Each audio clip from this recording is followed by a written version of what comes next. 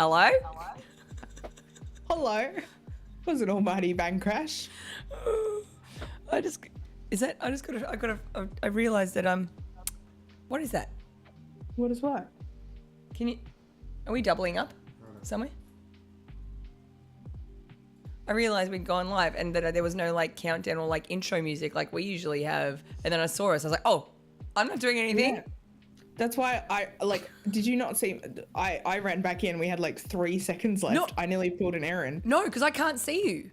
You can't see No. me? Oh my God, that makes more sense because you were showing me the balls and I'm going, no, the gold ball. And you were going, do the pink one. I'm like, no, Erin, the gold ball. And you're like, pink. And I'm like, are you just ignoring me for funsies or no? And then I changed my mind at the last minute. I was like, no, Dan is gold, so I will put it on a gold ball. It had to be a gold ball. You obviously sent me a telekinetic I did. thing. Dan, your name's on a gold ball. I could have sent you an actual one, but I decided against it. What I have written ready to go in my text messages was, I'll watch you put Dan on balls, X. Woo! And then I didn't send that because what I did instead was run out to grab a cup of tea. And got back with 3 seconds to spare. You're doing better than I do. I got here. I arrived on time because it's me. Can I just take the moment, everybody, to just give myself a round of applause for being here? I always love it when Erin arrives at the Erin Shay live stream. That's really good for me. I know. I'm running. I'm like, all right, I'm here. I'm sorry. So if anybody saw the social post I put up today, it was Mel put a fabulous little short together, and then I tacked some the thing on the, and it was just thank you, Chiga. I know. I've got to fix that because all the links. Oh no, they're right. The links are right. I did the links right. Nobody panic. I'm correct. Everything's fine. Woo! There's a cool little clip, which I might say, if anybody at any given time, if something funny happens or if something quirky happens or if something, whatever, if there's a moment that you're like, that's a clippable moment, clippable,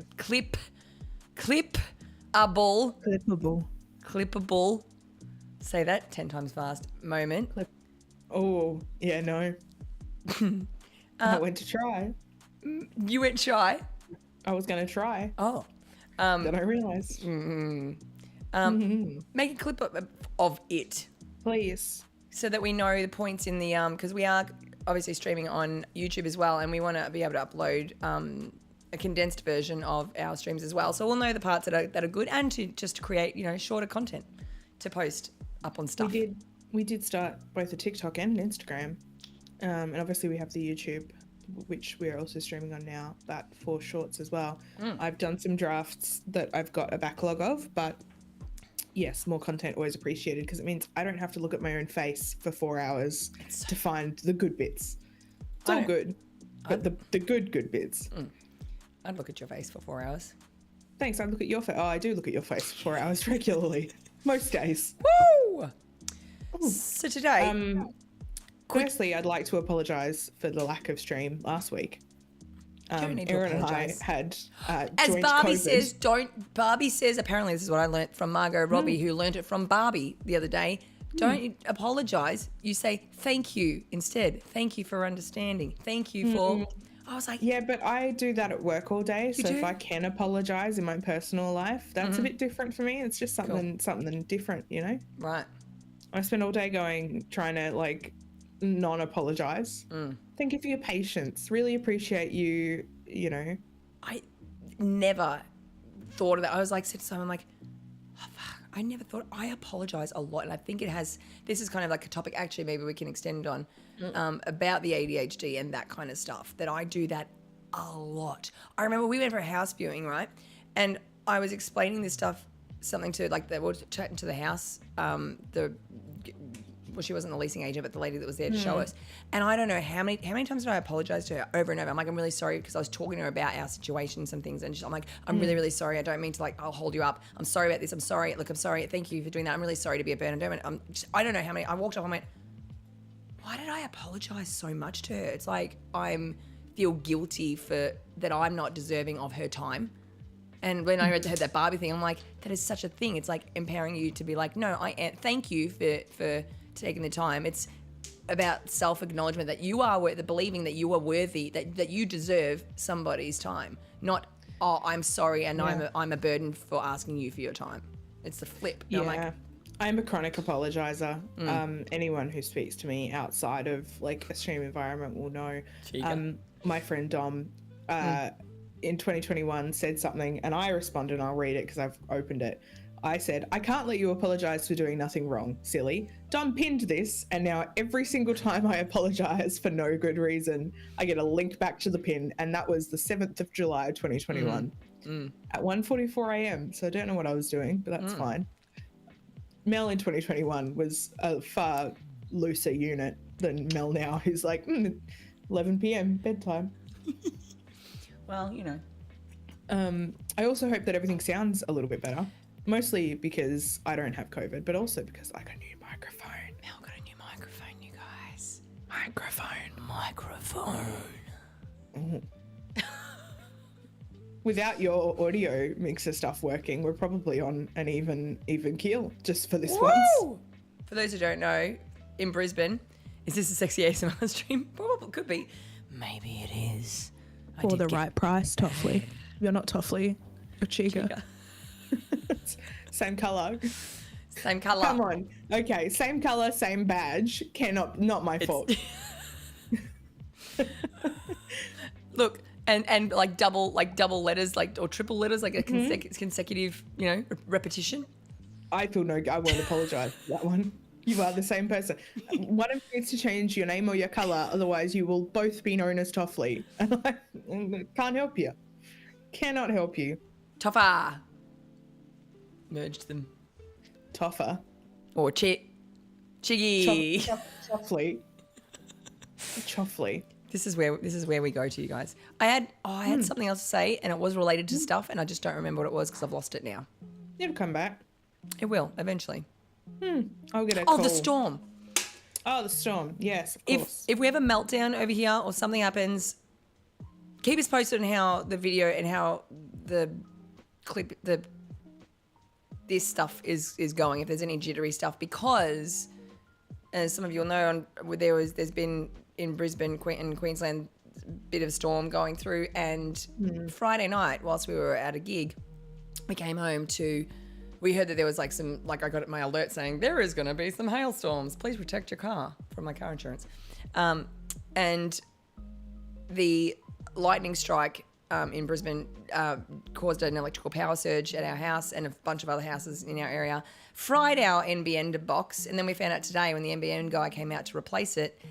And I've got to actually remind me, I have to give a massive, massive shout out, kudos to Lontel. Like I couldn't love them enough. I'll get back to that. Exclamation mark, Lontel. Came out and replaced the NBN box, and then the NBN guy responded, checked our router's like, okay, your router's gone too. Router's stuffed. So then that resulted in us checking all of our stuff that was connected. The router's gone. Router died from the electrical surge. So did our audio interface. Luckily, the computer's fine, and some of the other stuff. Our charger, we have one of those chargers where you can plug a whole bunch of them in it, and it's a really powerful one. That's fried too. So my phone's sitting there not plugged in. Surprise, surprise. It's not usually plugged in even when the frigging charger is there. And a couple of other little things that we haven't checked, I think one or two other things, but yeah. Not ideal. So we are tethering Simon's, I think, oh no, we're not tethering the phone internet. Maybe we are. I can't remember. Anyway, point is, keep an eye out. Let us know if shit's getting weird, because we got to replace a whole bunch of shit. But if shit gets weird, I'll do the podcast by myself. Yeah. On guest star. No, if shit gets weird, what'll happen is I'll go, Dan, help. And then we'll send an invite to Dan to come and substitute. I famously can't host by myself. We know this. Dan will come in and substitute. You left once to go pee, and I sat around just twiddling my thumbs, hoping you'd come back soon. Look. Like my husband had gone to war. What? I was waiting for that. So I was like, what? I didn't go to war. No. Sorry, my wife. How dare I? Yeah. I am still a little bit croaky on the old lungs. I was saying that to Richard. Richard had a movie night this morning, and it was like 9 a.m. before my lungies had warmed up, and he's like, wow, did you just wake up? And I'm like, no, this is just how I sound now. Mm-hmm. Guest star. we for those who don't know as well, apparently Mel and I simultaneously caught COVID. We weren't together. We weren't together a short enough period of time ago to have gotten it from the same thing. There's no way. Not only are we definitely like got it. that. I may have told multiple people at work that I got COVID from Dave Grohl himself. Good. I was front row. Could have been Dave. He could have coughed on me. God damn it, Dave. And he wouldn't tell you if he didn't. God damn it, Dave. God. Quick shout out to. Damn it, Dave. God damn it, Dave. I do want to do a quick shout out, and I'm just going to say today's stream is sponsored by Lontel. Even though it's not technically sponsored by Lontel, I'm dedicating it to Lontel. Today's Lontel is sponsored by us. Because you know what? This is, I'm telling you, they're just the shit. In a good way, by that, I mean. Yo, Blue! Dang, I only caught COVID from Foo Fighters' opening act. Well, it's funny you should say that, Blue, because the opening act for Foo Fighters was called, what are they called? Teen Jesus and the Gene Pleasers. They're a really cool all-girl band. Nice. Oh, God, no. You're not a gene pleaser, Blue? Who doesn't love a Gene Pleaser? But yeah, just really quickly. Lontel, incredible internet company. If you're in Australia, and if you're not in Australia, if you're in Australia and you're not with Lontel, trust me, jump over to them because they're freaking awesome. And if you're not in Australia, just move here because even though our internet in general is shit, move here so you can sign up to Lontel because I'm telling you, they're freaking awesome. And I wouldn't brag about them if I didn't. I don't brag about shit that I don't believe in. And honestly, so we had this surge on Friday. And I only knew about it because I got an email immediately from Lontel saying all this stuff they'd issued a job thing and what do you call it, and they're like all these updates. I'm like, what the fuck's going on at home? And it's like, we're sending somebody out tomorrow to do this. Blah, blah, blah. This has been happening. There's a problem. I'm like, okay. Then someone came out and they fixed the tower out the front or whatever. And then I got on the phone to them today and I'm like, I think our MBX box is fried. Can you send someone out? And they're like, we can send someone out on Tuesday. I'm like, I've got a stream. And they're like, okay, give me a minute. The guy's like, I'm going to call Zach. It's his day off. It was Zach's day off. He's like, I'm gonna call Zach and see if I can get in touch and say we can meet and make something happen a bit quicker. I'm like, oh, okay. And he called me a couple of hours later and he's like, it took a bit longer. I'm really sorry. It was Zach's day off, so he slept in. I'm like, it's totally fine. And like, please, Zach, please sleep in. Props. I'm like, oh, it's okay. But they got someone, they organised it and had somebody out here, and the NBN guys sent out today to get the NBN changed over. I'm like, that's so good. I literally said to him on the phone, I'm like, you know what? I freaking love you guys. Seriously, I thought I loved you before. You guys shit all over Aussie Broadband. He's like, he had a giggle. I left them last week. Good. I didn't go to Lontel. I've gone to Exetel, who are half the price. I did bump down my internet plan because I'm not working from home now. I've gone down to 50/20 instead of 100/20 just because I don't really need it. So I bumped down and it's now $50 a month instead of 99. And actually works, which famously has been a problem for me in that if I'm anywhere except right in front of my router, and it is a router, I will fight anyone who doesn't call it a router. Oh, I hate that when Aussie Broadband do that all the time. I call them and I'm like, you reset your router? Oh, no. But even that when they're like, oh, you got this, NBN, the router and a modem are the same thing. I'm like, no, they're not. And I'd have a tech person going, they're the same thing. Oh, it's just they're exchangeable names. I'm like, but also, it's a router, not a router. Yes. I will fight on that. It sounds like when you say when you're going on the route. I think it's that the word router sounds really disgusting in an Australian accent. It probably sounds fine in an American accent. And because what it's a router. But of course, what it means in Aussie slang too. You want a root? Yep. No thanks. I've actually purposely changed when you're on your journey. I'll say route instead of the other one these days. Oh, I say route. Yeah. So does Siri, does she not? My Google Maps Siri says route. Yeah, I don't know. Let me check. Are we doing that ADHD thing where we're going down rabbit holes again? I love going rabbit holes. Americans don't even say router. Who says router then? We do. Wait, no, router. No, I say router. Who the hell called it a router?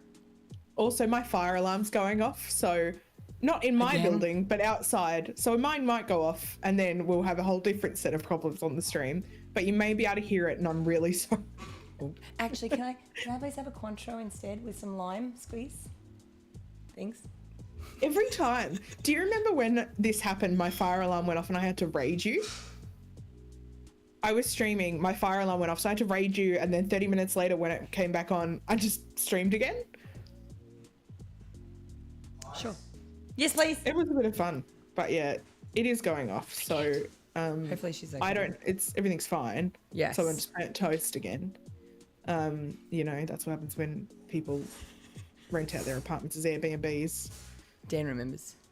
Dan was also there. Dan was probably in my stream while I'm flapping about going, I have to get 8 cats in crates, and I that one, yes. Yes. Yeah. Because you're like, how's the stream? What you're doing? And I'm like, I gotta go. Gotta get cats in crates. Bye. Ended up on Lonsdale Street for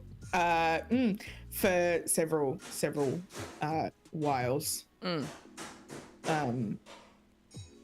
Sorry, it's very hard to concentrate when outside I'm just hearing boom, boom, boom, boom. So anyway, today, today's topic is hyperfixation, hyperfixation. which I did a few times today. Yeah, I feel like there's different types of hyperfixation. I feel like there's hyperfixation and hyperfocus, and I think they're different things. Hyperfocus is like the short-term stuff, like you're hyper-focused on a task. Yes. Hyperfixation is like an obsession with something for a longer period of time. Also, Okay. I just looked over and saw I have 690 followers on Twitch, so thank you so much for that. No one's ever allowed to follow me again because that's the perfect number. Oh, I thought you said like viewers. I was like, you got. I'm not on Twitch. Sorry, followers. I don't stream this. That's you. That's your job. My job. Huh? In the fridge? To stay cold. Yes. What's in the fridge? The Cointreau. Oh, Cointreau. It's Cointreau, not Cointreau trio. I swear to God, that's another. I'm like Cointreau. because it's spelled COINT. Yeah, but it's REAU. Yeah, I know. I It's heard not someone call it English. Cointreau. I'm like, get out. Yeah. worse than espresso. Actually, nothing's worse than espresso. That's like I will hunt you down. Ooh. Yes. Sorry, I realize you guys probably can't hear what's going on, but it's just gone to the whoop, whoop. I thought I just heard them before you said that. Hang on. Yeah. Emergency. You can't hear it unless I'm also speaking because of my noise cancellation. So I I'm did trying hear to it a couple quietly times then. hear it. If you're in Melbourne City, just follow the alarm and you'll find my house. I'm sorry. It's really hard to focus when that's all I can hear. Thank you. Nacho, I have terrible news about this podcast. It's not about you. It's about all of us and our hyperfixation. It's about all of us together. So now I've got a question Mm. because I'm definitely I was about to say I read that and I was about to say what do you mean? I read that and then got cross wires in my brain. What do you mean? What do you mean? Oh my God, that's never mind. This makes me question because Okay, I'm going to ask you something just to find out if this is what you would classify as hyperfixation.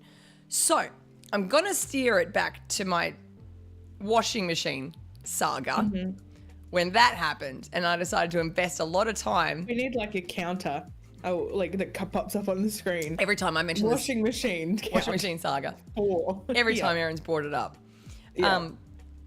So that whole thing, So I was obviously very into my washing, as in because I went down a rabbit hole and found, because I was like, I've got this stuff. Because we got a new washing machine. I'm like, which is the best setting? Because there's all these different settings, blah, blah, blah.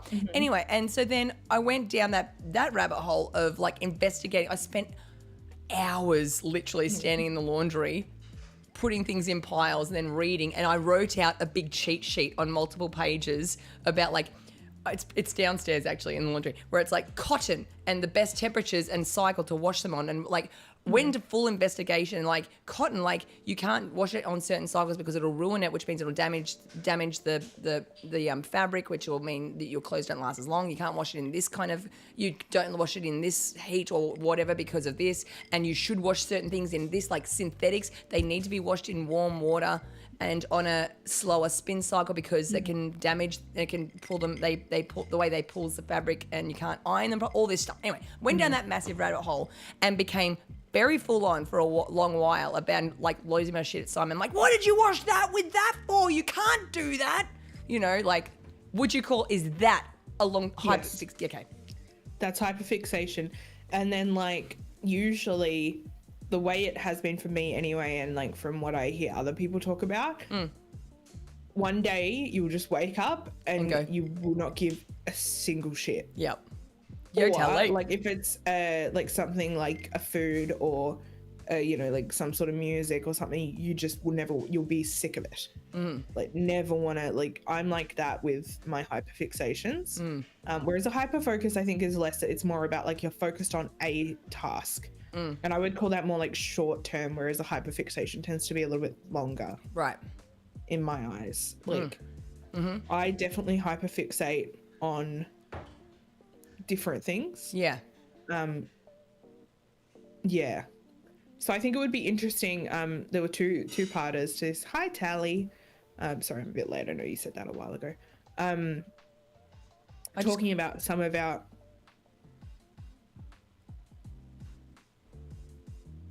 Tally just followed me, and now I don't have 690 followers anymore. Tally, how dare you follow me? How very dare. I route my microphone through my OBS, so my OBS is open, so my alerts still play. It scared the shit out of me. What? He's like, sorry. Yeah, you should be. How dare you show me kindness? You're sorry, native. That's really mean. Yeah. What? What do you mean? What do you mean?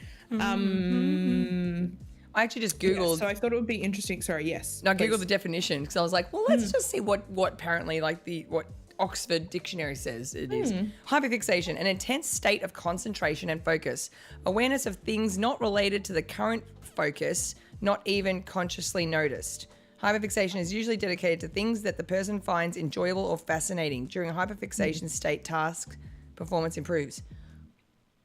I don't find laundry enjoyable at all. I don't think anybody does, except the satisfaction that it's yeah, I also don't think that it's necessarily like unconscious, because I'm very conscious of my hyperfixations.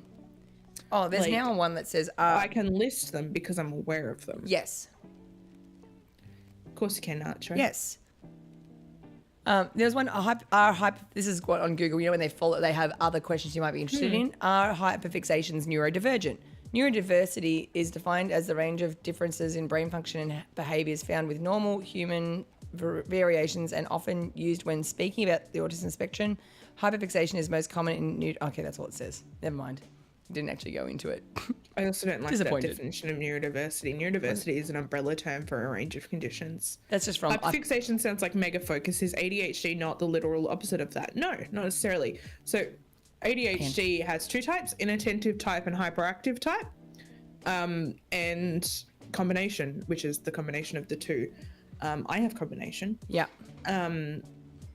So while it's not, ADHD isn't a lack of attention. It's not an issue with the lack of attention. It's a misdirection of attention, or a struggle to pay attention to the right things. I can, if I'm like committed to something, like not even committed, like it's not even that I've made a conscious decision to commit to something. You just... Sometimes there's something that I latch onto, and I will emerge after 19 hours without having eaten, had anything to drink, haven't taken my meds, haven't moved, sore, wondering why my back hurts, grumpy, irritated, going, hello, what year am I in? Like, I've just emerged from a bad trip. Like, it's just, like, the hyperfocus, there's absolutely an element of hyperfocus to ADHD. And that's Hyperfixation, again, different, but hyperfocus is the focus bit. And that's the thing that I think, and why I never ever considered I'd have ADHD. Never, not once. It's the thing that's been, what do you call it? Misunderstood, or the whole thing around the ADHD thing is that people instantly think of the kid that's running around, can't sit still, like Throwing 5-year-old chairs at kid the going teacher. like that. That's what ADHD is. That's one element of it, especially around especially around, this is why there's been misdiagnosis of depression for a very long time, especially in women. Yes, and anxiety.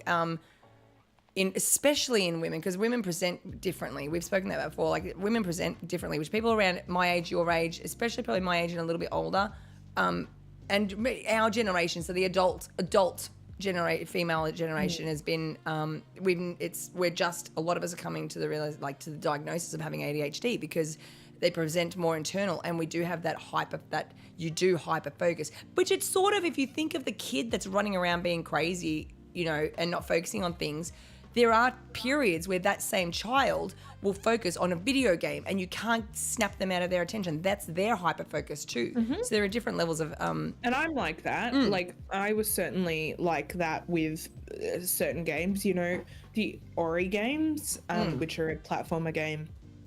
I streamed I did a 15-hour stream and played that game 0% to 100% in one sitting. Boom. Because it was just the perfect game, the perfect level of challenge, but story to just really engage me for an extended period of time. And I didn't even really notice. But then there's other games, like if I'm not really focused in on a game, there'll be days where an hour stream feels like that 15-hour stream because 100%. I wasn't as interested in the game. Yeah. Or, as passionate about it. I was the same with Zelda. I would come home from work and just sit and my evening would be gone. I would emerge 3 hours later, shit, I should go to bed. I don't really want to, but I should. And trying to talk to me during, if I'm hyper focused on something, you cannot interrupt me because it would just piss me off. I know you can see that I'm pointing. The people on screen can't see. I can see Simon looking at you, concerned about what you're saying about him. Because that's 100%. When I started uncovering ADHD stuff and reading blogs and just reading different things on that Quora and just different people that are posting in Reddit and stuff, I'm like, oh my God, I feel like that. I do that. I'm like, what the it's that.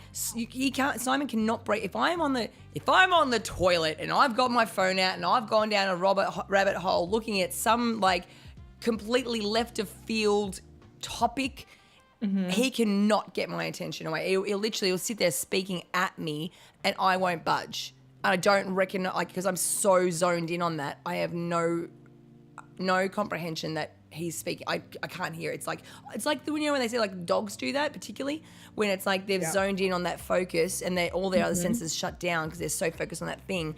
That is literally exactly what I'm like in my hyperfocus moments. Me Penny, too. Thank you for your resub. I gotta write your name on a ball. Yeah. Happy Ballsmas, everyone. Yeah, happy Ballsmas. But yes, I'm absolutely the same. That was one thing I really struggled with when living with another person was that they can't identify that I'm hyper focused on something because me sitting and looking at my phone one day could be totally different to another day. Some days I'm just burning time because I'm bored. Yeah. Or understimulated. Yeah. Other days I am hyper focused on something. I've started rewatching, just for example, I say rewatching, I've started the last season of The Crown. Oh shit! Good ball, everybody. Is it working? Yeah. We can see. It's a bit dark. It's a bit dark, but we can see. Sorry, keep going. Tough lady. Thank you. And so then I fell down a Google tabs hole God. Of Googling things about. That is something. It was triggered by, I had this thought of, I wonder what Queen Elizabeth did, because it was about her reaction to the death of Princess Diana. And so then I started wondering about her reaction to other things. And so I'm Googling what was her reaction to 9/11, what was her reaction to this and that and something else. And then I fell down this hole because one of the pre-filled search results was what was Queen's reaction to Bohemian Rhapsody, and I'm like, what do you mean the Queen's reaction to Bohemian Rhapsody? That's a bit weird. So and like, then I what realized that it was talking about the band's reaction to the movie Bohemian Rhapsody. Yep. But by then I'm then like, I wonder what and then what the Queen thought of Queen's it. reaction. Did Queen Hopefully the that's her band name. know that Freddie Mercury was sick? And I'm just gone. If someone had interrupted me during that, I'd have been pissed. Yep. I would have been so upset and beside myself. Is it important? No. But don't interrupt the thought train, because I know that I can't get it back. That's exactly, you know what, I was thinking about this earlier when I was in the bathroom, because that's where I do my best thinking. One, because I like to, you know, be productive whilst I'm wasting time. You would have loved to have seen the Queen's reaction to Bohemian Rhapsody. Right. Same. I wonder what I think she would have been into it. Yeah, I reckon. She sees a little silhouette of a man, you know? Yeah, she does. Scaramouche. Not anymore, but RIP. That whole thing made me think of the whole discussion about how many tabs we have open on our devices, right? Yeah, and I have that's a few different internet apps with multiple things that I'm like, everyone's like, why don't you just save it as a bookmark? It's like, because I know if I save it as a bookmark, I'll never look at it again. But on that point, it makes me think that, like, do we leave, like, so when we're in that hyper-focus moment, I started thinking to myself, and I'm glad that we did this, because I was thinking whilst I was doing this, I'm like, I'd really like to talk about this tonight, but I'll probably forget about it. So it's good that we bounced back here. It makes me think that the hyper-focus, when I'm just like so into it, I need to find it. It's like, doesn't matter. Like, it becomes like my sole purpose in life almost. That doesn't matter what else is, like, if I need to be leaving the house right at that point, or I know that, hey, my time's ticking down, I've got somewhere to be, I've got jobs to do, I've got things I have to do, but I just one more minute so that I can find the answer to this burning question that I need to know right now. Because is it almost like the internal, like, we know that, hey, if I don't find the answer right now, it will end up in one of my tabs that I'll forget about why I was even looking at that time, and I'll never have that knowledge of what the answer was. And biologically, so on a sort of more Hamza biological level, it's people with ADHD have a lack of dopamine. We're dopamine seekers. That's why people with ADHD are very prone to addiction, or, you know, like making risky choices, or skydiving, or whatever it happens. Like, we all have that thing that we know gives us dopamine. When you're hyperfixated on something, that thing is giving you dopamine. And so it's basically crack. Like, why are you going to want to, in the same way it's like your mum tells you to get off the PlayStation, it's the same thing. You're going to push that as like, if someone interrupts you, they're taking away your hit of dopamine, you know, like, and that, the reaction we have to that is pretty intense sometimes. It's the same as the sort of like, 5 more minutes, and it's like, you push that 5 minutes as far as you possibly can, because you're getting dopamine out of it, and we don't have enough, and we're seeking it. And it's something you've got to be mindful of, that doesn't impact your everyday life more than you know it should. And I don't think that, you know, it's necessarily unhealthy in itself, but it can be. You know, I think it can be very joyous, actually. And that was one of the things I wanted to talk about tonight, was something I really struggle with is the in-between hyperfixations. If I'm not hyperfixated, I'll often be hyperfixated on multiple things at once. But in the periods where I'm not hyperfixated on anything, I don't have a game that I'm into, or a band that I'm in, or a podcast, or a stream. It feels like, the quiet and the understimulation. Yes. That's where I get depressed. Yep. And upset and anxious and irrational, and like I can't cope. Yeah. I really, really struggle in the in-between hyperfixations, because I don't have Yes, I am. This is what this stuff is so good about. The amount of times people are going, oh my God, this, like, when we're talking about the things that are happening with us, and people go, I relate to that, or that's me. They're the things that I found, like reading stuff. It's like, that's literally, like, it's just. My reaction to interruption is extreme as well. And that's something I've had to mediate as an adult human with an adult job who works in an adult office. That's hard. Made me sound like a sex worker. Anyway, in my adult office. Listen, strip skimming, all right? Yeah, spoiler, the reason I didn't want to go to Stripsgiving. It's my place of employment. What? Erin, what did you... Oh, right. Yeah. Speaking of, I thought you'd done the thing where you threatened earlier. Erin threatened earlier to put stuff under her chair to give it a lean so that it wouldn't swing, no. and I thought you were falling off your chair. no, I've changed. I was worried about you. I made a purchase. Well, via my mum. My mum. They were actually in Melbourne. These were in Melbourne. And they were saved in my Facebook Marketplace items for ages. And I went scrolling. I'm like, oh, they're still available. Mum, go get them. They've been reduced in price. And I got very hyper fixated on that. Determined to get my mum to go and pick them up because they lowered the price, and I was very excited. And they arrived today. They are so beautiful. Look at them. Woo! What a how cool are these shoes? Anyway, sorry. They are very cool. You got my first reaction already, which was the genuine one. They are very cool shoes. I was very excited. Merry Christmas to me. They are, yeah. There you go. Hamza got you with the good reaction. Yes. I know. Dang. But what you're saying about hyperfocus is very interesting with the relation to dopamine. You have Parkinson's disease and relate to being super focused. Low dopamine levels. Oh, interesting. I didn't know that, Penny. Thank you for sharing. Reread that again. What you were saying about hyperfocus is interesting with the relationship to dopamine.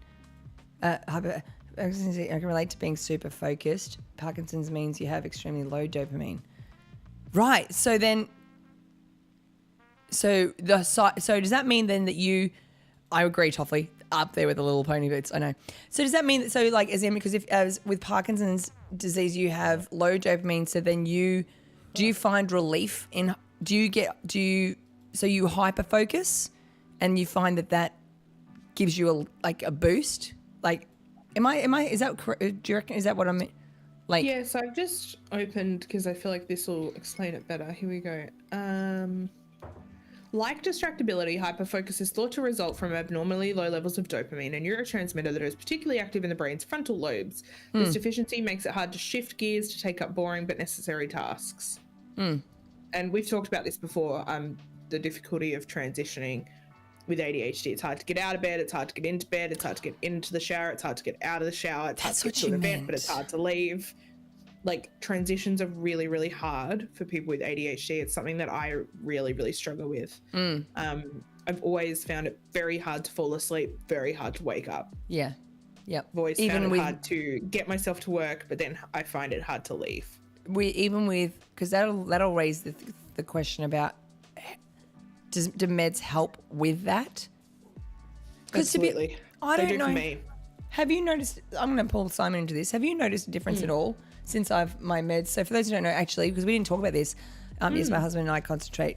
My husband, I concentrate. Can't get your attention. Yeah. When you're in that, yeah.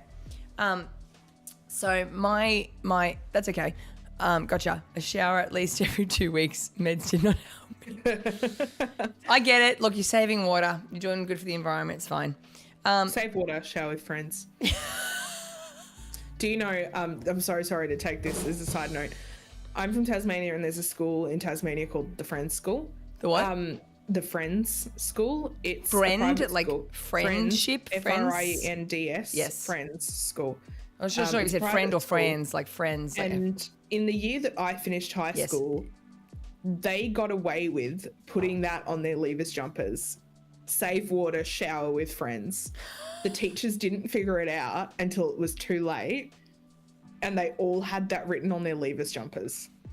Grad jump. Fucking legends. Yeah, like their year 12. Year 12 you grad. get like a jacket. Yeah. Oh, and so nice.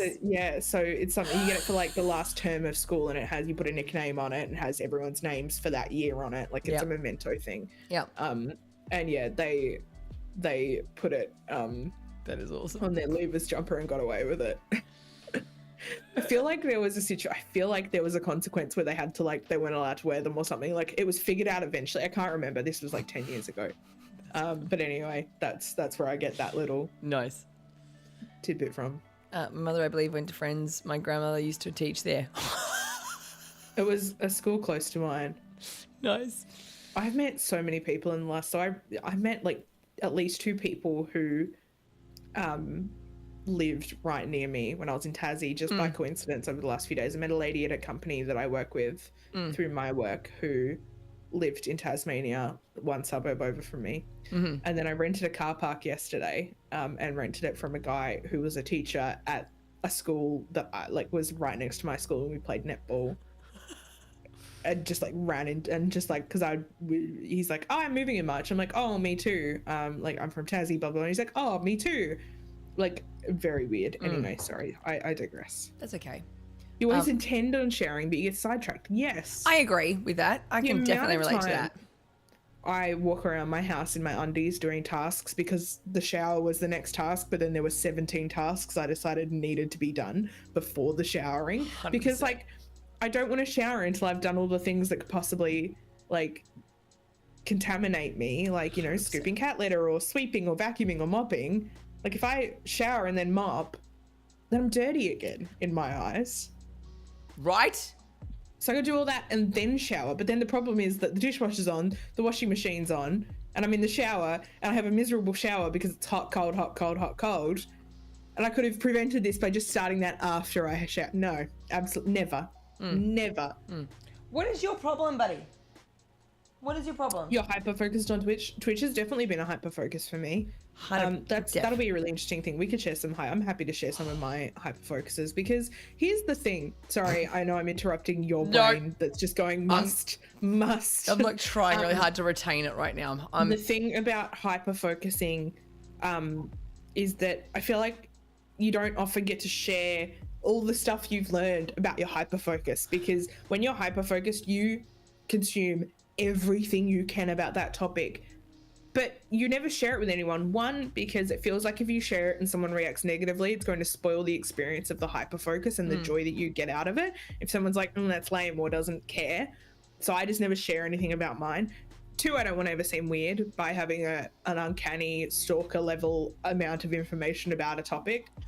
And I feel like it's too much. No one cares. No one cares about that thing as much as I do, because it's a hyper-focus. It's not an interest. So that's why I think it'll be nice to share hyper-focuses. Agreed. You know,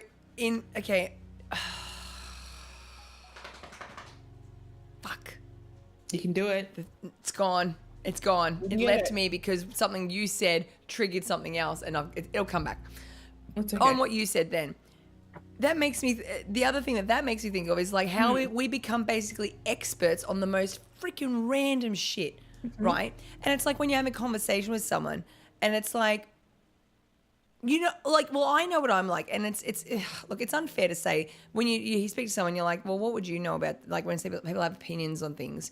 And this is the unfair, no, I don't want to say bias. No, the unfair judgmental part of me that I try to neutralize, but it gets away. You just have that you know everything about the thing, therefore. No, or even when you're like, I'm not judging worth that. How would you, like, you know, they talk about something. It's like, well, you know, or you think that someone's thinking that you don't know anything about that because I'm a musician, I'm a this. Well, you wouldn't know anything about that. It's like, you don't know. I've gone down. I spent 7 hours on the toilet last night doing nothing but researching this one topic, or however many consecutive things. I've become an expert in that thing because of my, like, that's the ADHD.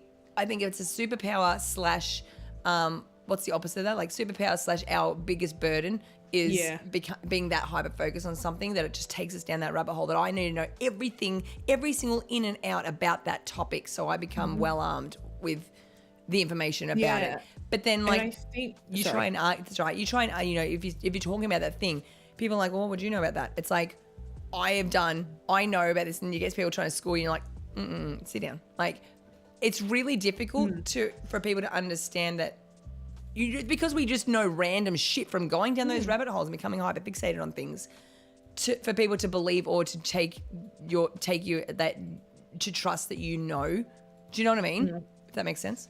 Because it's not backed by traditional learning. And that's why I always struggled with traditional learning, is because it was forced learning. If it wasn't something that I was choosing to dive down into, then I wasn't interested in it. Yes. You know, like I if I chose to do it, then I was happy to do it. But even education that I chose, I chose my degree. Yeah. But because I had to attend the learning and get the learning, I wasn't interested in it most of the time. Apart from like a select few things, there were a few topics that I was always really interested in, but they only made up one unit out of my whole degree. I did a unit on the psychology of global emergencies. So, or sort of stressful global environments. And so it went from anything from space travel to tsunamis to living in Antarctica for seasons. And it was the most interesting thing. But that was one unit out of 36 in my degree. And I never got to do it again. You can't specialize in the psychology of living in Antarctica because that's not a degree.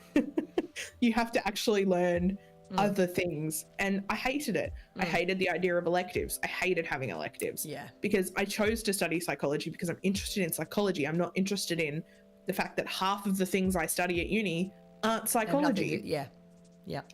And I have to pay for that. Yeah. I'm like, no, just let me do half the amount of university, pay half the amount of money, and get my psychology degree in the and I would have finished uni. If that had been. What do you mean in your electives? That's full on Penny too. So, like Penny says that she's a librarian as well. That's knowing the lab. That's the home for. I feel like the first ADHD adults I met were librarians. I feel like can you imagine put ADHD people in a library, close the door, we'd be like, don't come back, don't open the door, leave it locked, please, because field day. Librarians and art teachers and drama teachers. 100%. All women with ADHD, always. The most eccentric. My library lady at my school, her name was Hedwig, and she was this eccentric German lady, and bless her, she still works there. You can probably find my school because I don't know that there's many librarians named Hedwig in Australia, but like, she was great. She just sort of flapped around, My drama and art teacher were the same. They just kind of flitted around the place like they would float. Yeah. Just an air of energy. They're the quirky ones. Quirky ones, arty ones. They would always wear like those cotton long, like, what do you call them? Kind of like a combo cardigan poncho situation, like those really thin cardigans, but they were long and flowy and floral. We had one. You know what I mean? We had one who, I can't even remember her name. I feel really bad now that students would make fun of her because she was a bit quirky. Now I look back and I'm like, oh, fuck, that's horrible. Yeah, she put her hair in a French roll. How much? Do you know how many dreams? Now, I think we've spoken about this before as well about ADHD people and the intense. Might not just be ADHD, but but particularly the intense dreams that we have, like full life. Like, I'm pretty sure I've spent a number of dreams where I've said to myself, "Is this a dream? Dream check," and I'm like, not sure because it's so lifelike. Or I'm like, this is a dream, guys. This is a dream. Why am I always running on the spot? Does my head in? Yes. I was never running. For me, it was the inability to pick things up. I couldn't I would grab and then it wouldn't work. I wouldn't be able to pick anything up. Yeah. I don't have those dreams anymore. I don't dream or I don't remember my dreams unless I'm really hot. Really? And then I have very lucid, not nightmares in the sense of like scary monsters coming to get me, but nightmares in like the worst possible things that could happen in my life involving the people who are currently in my thoughts, like rejection and those kind of things. Not usually like everyone's dead, but like, I like this person and they rejected me and all those, and then I wake up and I'm like, wow, I feel so unrested. That makes me feel because I have this, I wonder if it's like, does it reflect on our own self-analysis of ourselves? That like, so I have this not constant, but like, look, that I have this regular occurring dream that I'm back at school doing my exams terribly. I didn't do bad at school. I did great. I did good at school. But I have this constant, and I'm like, why? Why am I constantly back in my methods, like in my exams, doing shit, having no fucking idea what the hell I'm doing, and doing badly, and that ruins the rest of my life? Why? Like, I'm doing what I love, and look, it is what it, like, it's such a, And you know what? Even when it comes to things like the ADHD and going, I definitely get hyperfixated on that and sit there and think about it a lot. I'm like, why am I having this constant recurring dream about being back at school and doing my exams and doing so bad? And that ruining my life. Like that my life is, if I don't do well in these exams, and like having that thought in my dreams that I'm doing badly and now this is going to fuck up my life. Yeah. Why? Like, And yeah, it's ban Agreed, exams. So Penny. I agree, 100%. exams are made for a very specific kind of child and not the ADHD one. No, the amount of times that we've talked about things like schooling, when Simon and I have both reflected on going, when you think about what's being taught at schools, it's if you picked me up and you threw me into the wild with nothing, I'd be the first one dead. I'd be the first. I have no life skills. No life skills. Why are we not teaching I've learnt that? them through hyperfixating on learning things.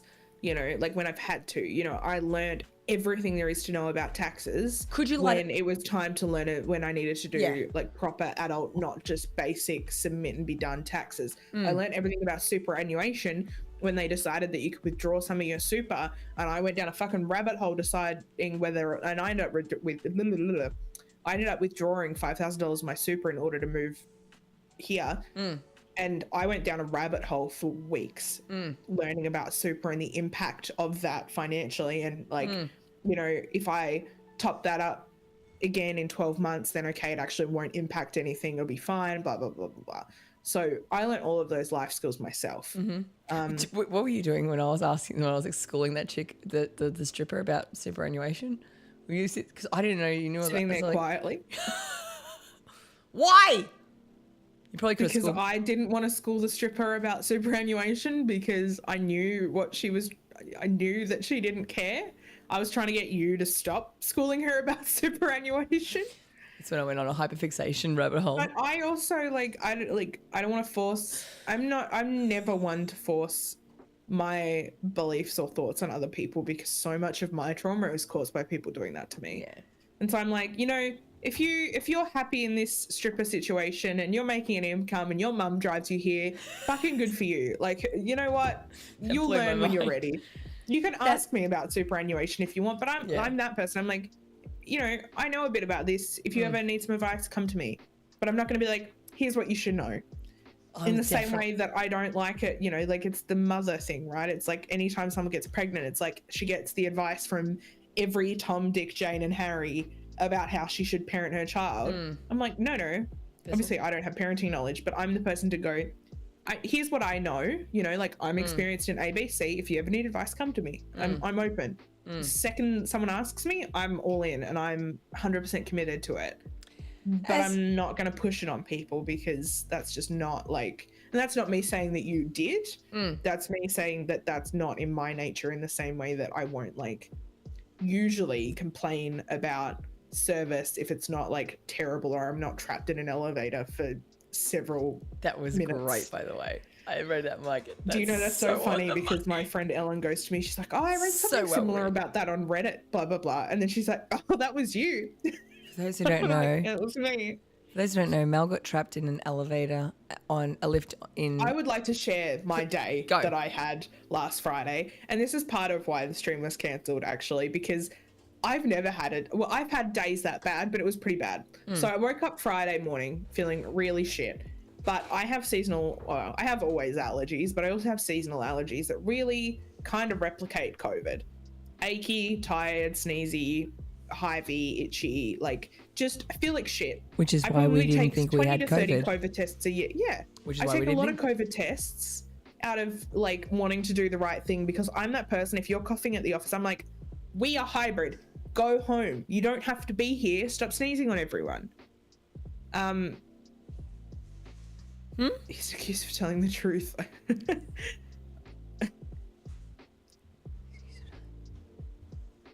Huh? I'm confused. That's right. Come back. I'm confused. Come back to it. We'll come back to it. Yeah. So I had to go return a rental car, pick up my new car. So I couldn't stay home. I had to go. And there were 2 work parties that day. There was a morning tea and a barbecue. So I went to them. I then had to drive someone home. And I'm usually that person who's like, oh, you live in Bendigo? Yeah, I'll drive you home. Don't worry about it. Like, if someone is asking a favor of me, I get so excited because it means that I can give back to people when I feel like all I do is take from people. Is that an ADHD thing? It's a people-pleasing thing, which I think is an ADHD thing, Yes. but not because of ADHD, but because I don't feel worthy of the social situations I'm in. I've said this to you before about various people. Yeah. I don't feel like I'm worthy of their company because I have the trauma of people treating me like I wasn't. And that's because I was different. That's because of ADHD and autism. But it's not innately an ADHD thing. I think it's just I'm used to having no friends, which sounds really bad. And I now have very good friends. They're lovely. For those who don't know, I've got her in my ears. I'm still listening. I just need a notebook. Keep going. You're fine. So anyway, that aside, I get so pissy about having to drive this person home, and it wasn't out of my way. It was on my way home. Anyway, he's a really nice guy, but he's like giving me directions and stuff, and I'm just getting really upset. Yes. For no reason. I'm just not feeling well. Anyway, I'm like, okay, go pick up the kittens that I'm fostering from the vet where they'd just been spayed. Well, neutered, because I thought one was a girl and it was, and they were both boys. It's fine. And realized it's going to take 45 minutes to get from Yarraville to my house, which, by the way, 4 kilometers. What time was traffic this? on the Westgate Freeway. Yeah, not Friday. surprised. Not surprised.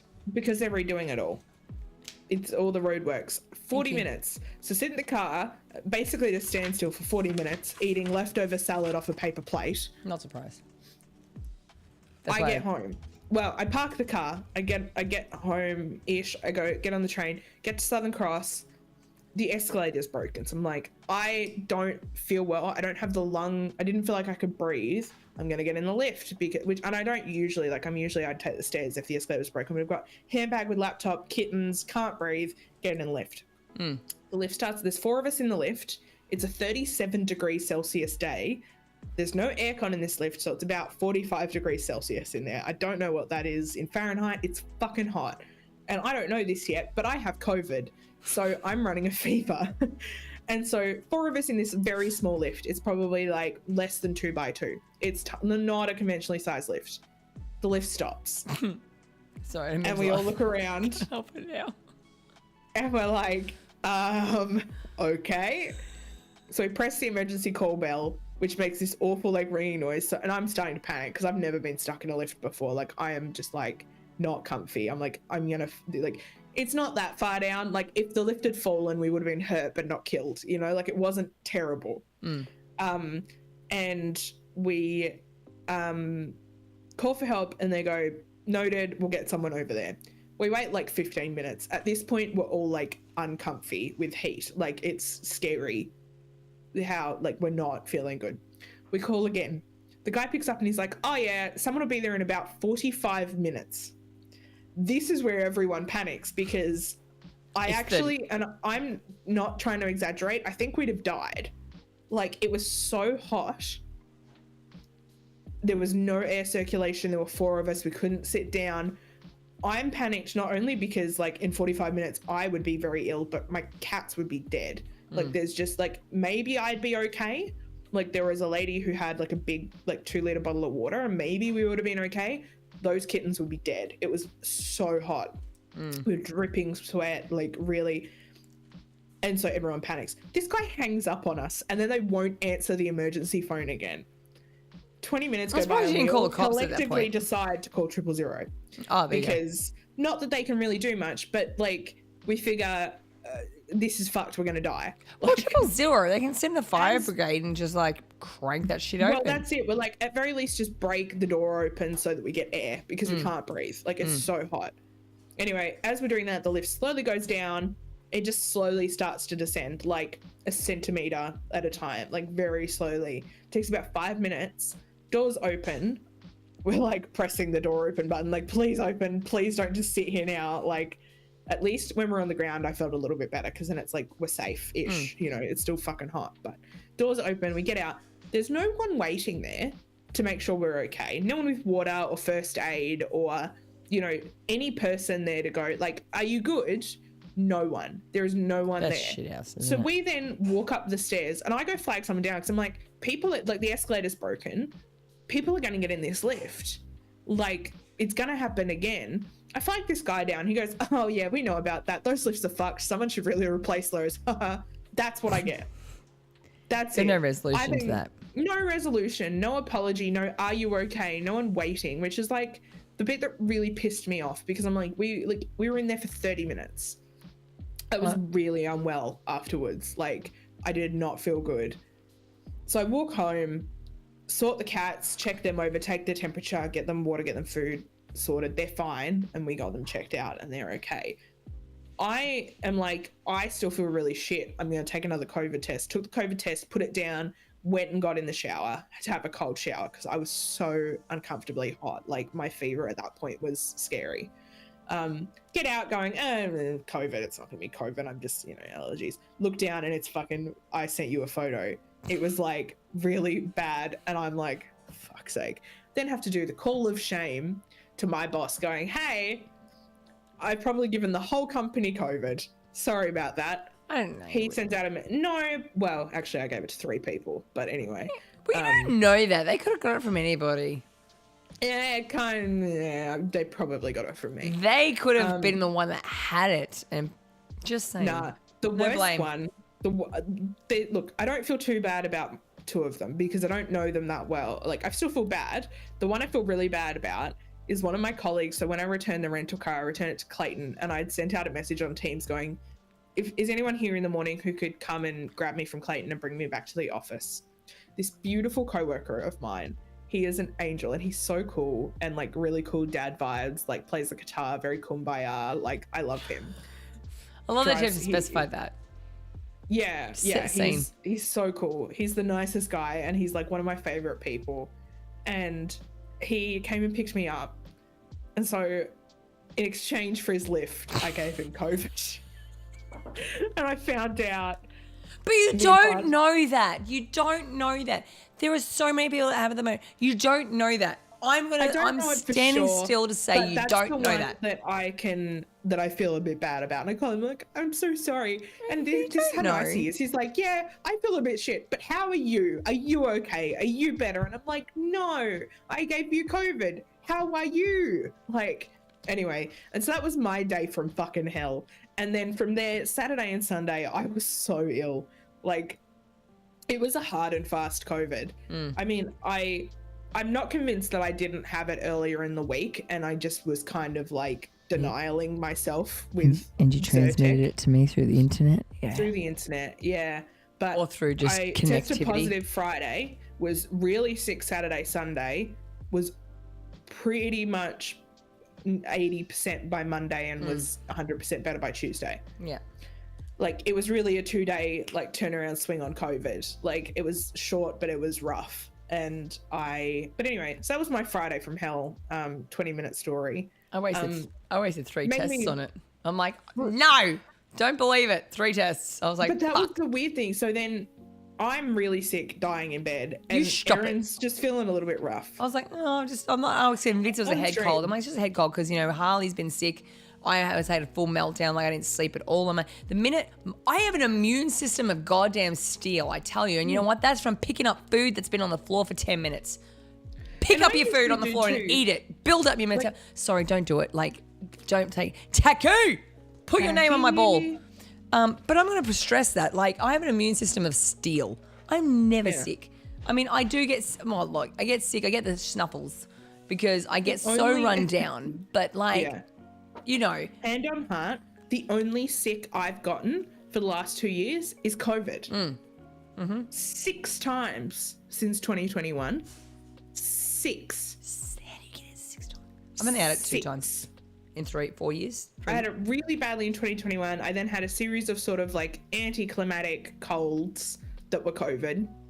And I've now had it twice in the last 3 months.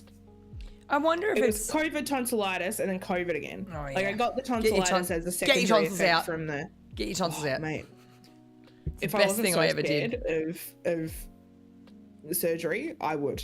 The best thing I ever did was getting my tonsils out. I still have to have one wisdom tooth out because I'm but also I refuse to have mine done under any anesthesia. I just have them rip it out. So under a local. Is this showing? Tacky ball, tacky ball. Tacky's got his name on my ball, on a gold ball. Put him next to Dan's ball. Of course I will. Tacky and Dan balls. Together. Um, Yeah. And so I just had this feeling. I just went, Erin, you should take a test. Erin, I can't. I know you're not that sick. You feel okay. Just take a test. So Erin takes the test, but she doesn't show it on stream. This is right at the end of the stream. All she goes is she looks at Simon. She goes, I have to text Mel. And I just get a text that's just a photo. After 3 of them, I'm like, don't believe it. 3 of them. I did 3 of them. Can we get Sai to pop that in his mouth? Tacky! Simon! Speaking of which, Hamza, I found out that actually Bane requested on Court's stream to put my name on a ball. Court's like, I've got your name on a ball. She didn't tell me that it was Bane's. Erin sends me this photo, which is not going to show up because my brightness is too high. Hang on. Too hard. There we go. Oh, for fuck's sake. We could do this, everybody. Oh, Erin sends me this photo of her positive COVID test. Very upset about to it. which I reply with, no, Erin. Fuck. Girls who cove together go together. Yo, Marky! I couldn't believe it. I was like, there's no way. Yes.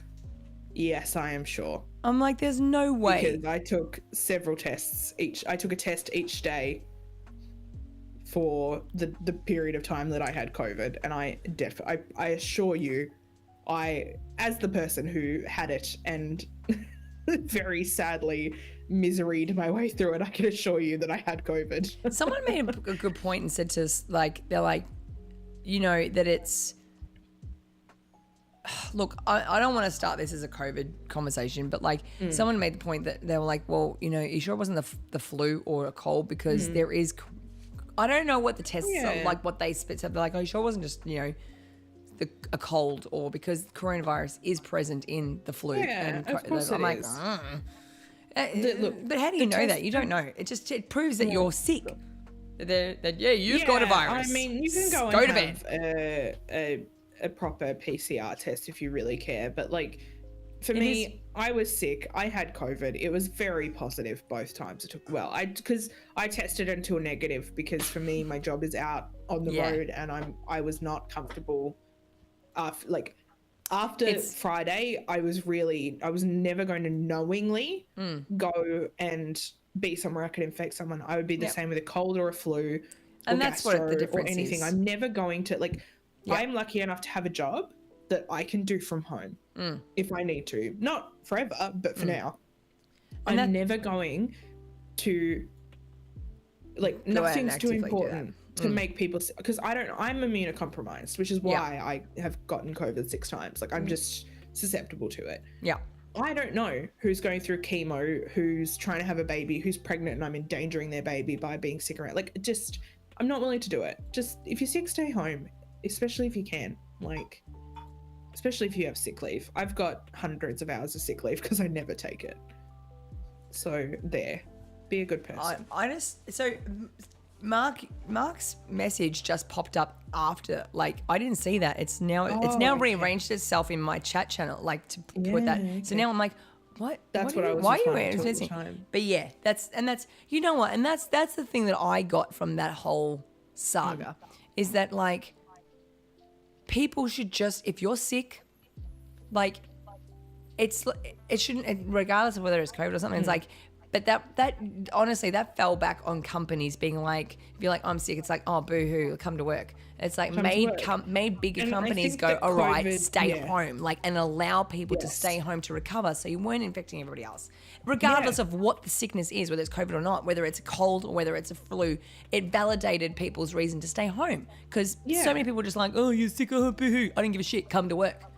No, because it's not fair on everyone else. You don't know what people are going through. Like I said, I'm immunocompromised because of my chronic illness, but it's not terrible. It's just I can't have live vaccines. So anything that is infecting you with a bit of the virus to give you immunity, I can't have, because what can happen to me is I get it. Yeah. So that's not many of them. That's only a couple. But like I rely on herd immunity to be safe against those things. I rely on that the majority of the population has had that vaccine for that, whatever it is, to prevent me from getting it because it keeps the levels of it low in the community. Or the alternative That's is people what being I rely on. infected and getting the what do you call it, the things to fight. Yeah. It's Yeah, goes correct. without I saying. just mean that, like, for me, for those that I can't have, I rely 100%. on that most people have. I can't remember what it is. It's like one of the, like, like your HPV or something like that. It's like the ones where it's you go and get your HPV vaccine, like you just get it, you know, Erin. Sorry. Sorry. That's an It's- but- STD. Sorry. Oh, right. That's why. Yeah. HPV is HPV. Anyway, I don't Yeah. know which one the Isn't it? live ones are because you Is it- get most of your vaccines here by the time you're in grade 10, and then you're kind of done unless you like cut yourself on rusty sheet metal and then you go get a tetanus shot. I thought HIV was sexually transmitted. I don't get a lot of sexually no, transmitted yes, infections HPV is an personally. STD. Yeah. Oh, okay. Yep. Can't say I've had it. That's because you've Luckily, been 'cause vaccinated I'm- for it. I don't know if I have. I don't know what the live ones are. I don't keep up. I just know I haven't had them. And so I really rely on the general population to have gotten them back in grade 10. And that keeps me safe. Thanks, Yeah. Dan. Thank you, Daniel. Famous knowledge base of... Yeah, I knew that STDs. HPV if it was that because I had to get, we got vaccinated for that. And that became a thing where it was like, Yeah. particularly for women, obviously, for something. Yeah. Yeah. I'm Because really there was bad when like it comes to 3 knowledge, of the HPV ones. Mm. I remember because I am that person who has to... I was always that person who had to go into the special room at school and put their legs up on a chair and like lay on the floor because I would get really dizzy with vaccines. Needles made me like a bit dizzy, and so like I would have to get my legs up to get my blood back to my head. I'm sorry, what? What? What? What do you mean? What? What? What? Huh? Having needles makes me dizzy, and so you lay on the floor with your feet up on a chair so that you get the blood back to your head, so you don't faint. Okay. What? No, I've never seen. Elevating your legs is like number no, one to getting blood flow back to I your know head. that, the rice thing. Well, yeah, but I've never experienced, I don't think, well, I don't know. I never saw that. yeah, there were always a couple at my school. There was the girl who would have like a screaming cry, panic attack breakdown because she was scared of needles.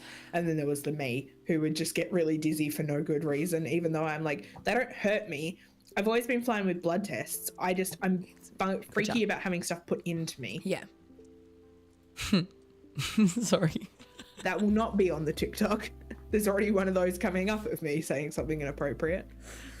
That makes it like, I feel like, okay, how's this? Talk about, Tempsy. yo, Tempsy. It makes me feel like, so even actually talking about this stuff, I felt like I was never really that afraid of needles, but I felt like I had to, like, it's all the girls like, or, people You like, feel like you have to fit in, otherwise you'll win because Yes. you're not scared of needles. yes. Yeah, I'm not scared of needles. I have no fear, and like blood tests, fine. Having stuff. Oh, I do taken now, out, but fine. as a kid, I wasn't. Needles are just like, it just felt funny. The feeling Yes. of the liquid, cold liquid, and IVs are the same going into my arm, just in the same way that saliva does. Just made me like, ugh. Like blood tests now make me faint because I have like a semi-circulatory disorder and like the blood comes out of my head and I'm out. But like they never used to. Yeah, you get dizzy too, Edward. Yeah, I think it's common. Sometimes it's psychological, sometimes it's not. What's wrong, Erin? Good. Erin, We. go wee. I'm gonna get Garfield off my webcam. Can you substitute, Simon? You jump in. No, I you tried don't. to hold it as long as I could. You have lost me and I'm so sorry. It's Garfield's fault. I'm sorry, I tried to hold. I'm coming back. Nobody panic. Alright, I'm back. Oh. No, hold on. I'm not sorry. Thank you for understanding. There we go. I fixed it. How are you, Tempsy?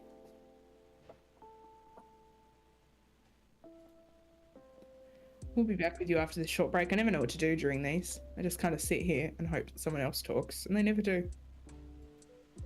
That's my job. It's not Simon's cue. It is weird that Erin can hear me while she's peeing, but like that shouldn't surprise me, really. I think we've exceeded that boundary. You're fine with needles when giving blood or plasma or getting blood, but the idea of getting a tattoo scares you, really? See, tattoos for me, I've got a couple.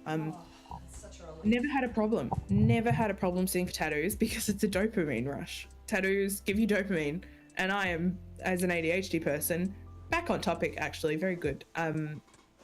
A bit of a hoe for dopamine, and so I love getting tattoos. That freaks me out. It does. Yes. Like What? Why? the pain of it, I think.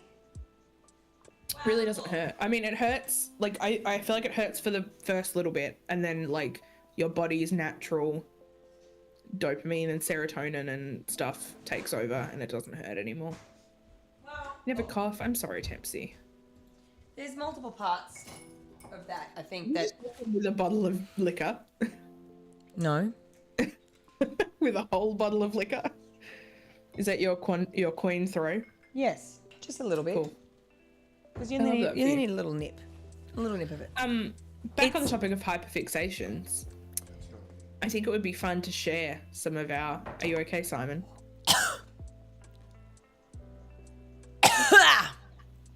Sorry. That was loud. I think it would be fun to share some hyperfixations and share some of the things that you know as a result of your hyperfixation. I know so much. Superannuation Would you like is one. to superannuation? Employment Well, you went law. to court I did go to court. for employment law. I read the court paper. You did? There are so many of them. I only read like the final, like the judgment, the appeal, I think it was. I don't remember why. I think I was Googling something to do with you and it came up on the internet and I read it. I can't remember why. What was that? Hang on, let me see what happens if we put Erin into Google and figure out what I was Googling. Oh dear. I had a cough and didn't sleep. Life is fun. Oh yeah. Oh, I was trying to find your TikTok username to tag you on TikTok and that came up when I searched Erin Shea TikTok. That case is a case study for employment law. It now. really, yeah. But maybe My that's case got why used. that's why I read it, because it came up in another. I remember now. Yeah. There's a few different. I was hyperfixating on something, and it came up as a reference in a You're case like, study. what? Yeah. Because I went hardcore into, like, because I couldn't afford to, obviously, hire my own lawyer and whatnot. Obviously, I had to, I went down such a rabbit hole with my ex, with that whole case and everything related to it to arm myself with all the information I needed. I went down a rabbit hole that I could implicate. There's just, and obviously we're not going to discuss it. I mean, I can legally discuss it. I can't discuss the settlement. But yeah, it's public. There are so many, there are about 5 or 6 different law firms and HR departments that use it as a study case. And but these are the things that, you know what, it comes back to that whole point. I'm not going to tell you the story. You can Google it. You can Google it. When I'm really passionate about this podcast, but what I'm not passionate about is being sued. So To be honest, there's nothing, because in my NDA, I just can't discuss the settlement I know, it's terminologies, still- but it's not really related to it. You can Google it. No, you Google it. no, Just not today. Not not right today. now. Oh, it's, Anyway. the point is that I just get, and this is probably comes with the ADHD and the thing where I just go, especially with that case, it became the point of what we've spoken about before, where it became the point of, if I don't stand up and fight for this, who else will? And I'm in a position where I can, and I have that motivation to do it for everybody else, for the other people. Yes, it's screwed with my head for 2 years or whatever it was. And this individual screwed with my head. But it's, the point is that I wanted it came down to law, and it's like, well, if I don't stand up, and that whole point, it's like, well, a lot of people I know, you get to that point where it's like, well, I'm just going to give up because it's too hard. Whereas my hyperfixation went, no, I'm zoning in on this, and if it's not for if I have to suffer so that everybody else can benefit and can be treated the way they deserve and the way they should, I will cop that on the chin. And that's that ADHD, very heightened sense of justice. It's a justice sensitivity as well as the hyperfixation, right? Because it's that, and I'm the same. It's that, if not me, then who? If I make myself the first, then at least I'm the first, and I will suffer if it means that other people in the future don't have to. Yes. Like, I have publicized things that I'd really rather not, so that future people could be safe from the same situation, or if it happened again, they were less likely to be disbelieved because they weren't the first. Yes. You know, like, That's I've really made hard. HR reports, not at my current company, but previous companies have made HR reports and gone, I don't want any action here.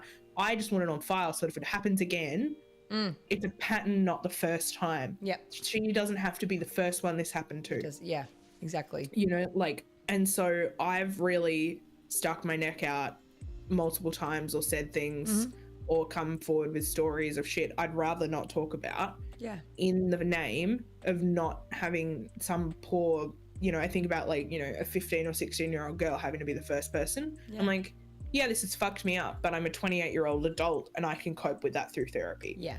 You know, like, it's not going to change what happened to me to talk about it. Yeah. It's going to suck because there's going to be people who don't believe me, but guess what? Great news. That's a sieve, because now I don't have to be friends with those people. Yeah.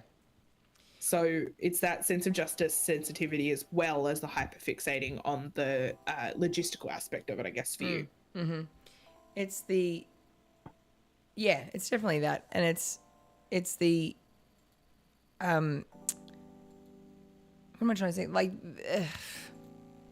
the fact that it's like, even though it will burden us and the time that it took out of me because of hyperfixation and going down that rabbit hole, spending hours and hours and hours researching different things, like, that took a toll, 100%. But I just got so sick and tired of, and it becomes with, it was like this, it was like the Samsung, like the washing machine issue. It was that whole thing. You think that you're big and ding, another ad that. It became that whole where you think that you can puff your chest out and bully me into a corner. You fucked with the wrong person, which comes back to our house issue. I always sit back and I go, why do these people keep picking fights with me? And it's not just, when I say yes. It's like, but they pick fights with everyone, and nobody stands the up. Types of people who don't let it go. Correct. Most people go, that's not worth my time. That's Fine. another thing actually. Go, now that I do it, someone else doesn't have to. Yes. And isn't that such a thing? Can you imagine, like, if, not that I'm saying that we're not better or worse or anything, but it makes me think, imagine if everybody stood up with that attitude and going, you know what, I'm not going to put up with this shit because it's not right. All the things, if we all stood up and said, I'm not standing for this, less people would get away with the bullshit and less people would have to suffer as a result. That's kind of where I sit with it. And it just, it frustrates me to shit when you see people, like, doing the wrong thing and constantly getting away with it because they have more money, or because the people that the employers or wherever it may be that are lower, that don't have the money to support them. You can't, in the justice system, you can't go to that next level because you're going to be broke. And they get away with it yet again because people don't have the energy or the time or the mental capacity to deal with it. And it's like this, how does it just, and this is where I think ADHD people, we all kind of, that hyper focus when you go, you know what, you want to friggin' stand, it's almost like that. We respond to that. You want to puff your chest out at me, I'll take you on, because that's exactly, it's that dopamine that pushes it and go, you know what, let's go. I try to be nice about it. Still a very heavy burden to carry because it does take your life and your time, and it's exhausting, and it's hard when you feel like you're the only one fighting for something that would be so much easier if everyone carried a little bit of the burden as opposed to one or a couple of people carrying all of the burden. Come at me, bruh. Come at me. Cash me outside. Wow, I said that way too proper to be the cash me outside girl. Cash me what? Catch me outside, please. What? The cash me outside, how about that, girl from Dr. Phil? Erin, where were you? Probably fighting another battle. I don't know. Hyperfixated Yeah. on something else. This was, like, Hyperfixated on this My Little Pony. delinquent teenage girl on Dr. Phil, and her mum was like trying to intervene. Anyway, now she's like a famous rapper or something, even though she was like 15 at the time. Anyway, No idea. poor parenting all around. But I believe that she informed either Dr. Phil or a member of the audience to catch her outside. How about that? But in a much more, you know, Did you like, say rap how hard about voice. dat with a D? How about that? How about it was dat? very much with a D. It was cash me outside, CASH, me outside. How about that? Outside, not with no T. Outside, no but T. with a D-T at the dat. Uh-huh. Cash me outside. How about that?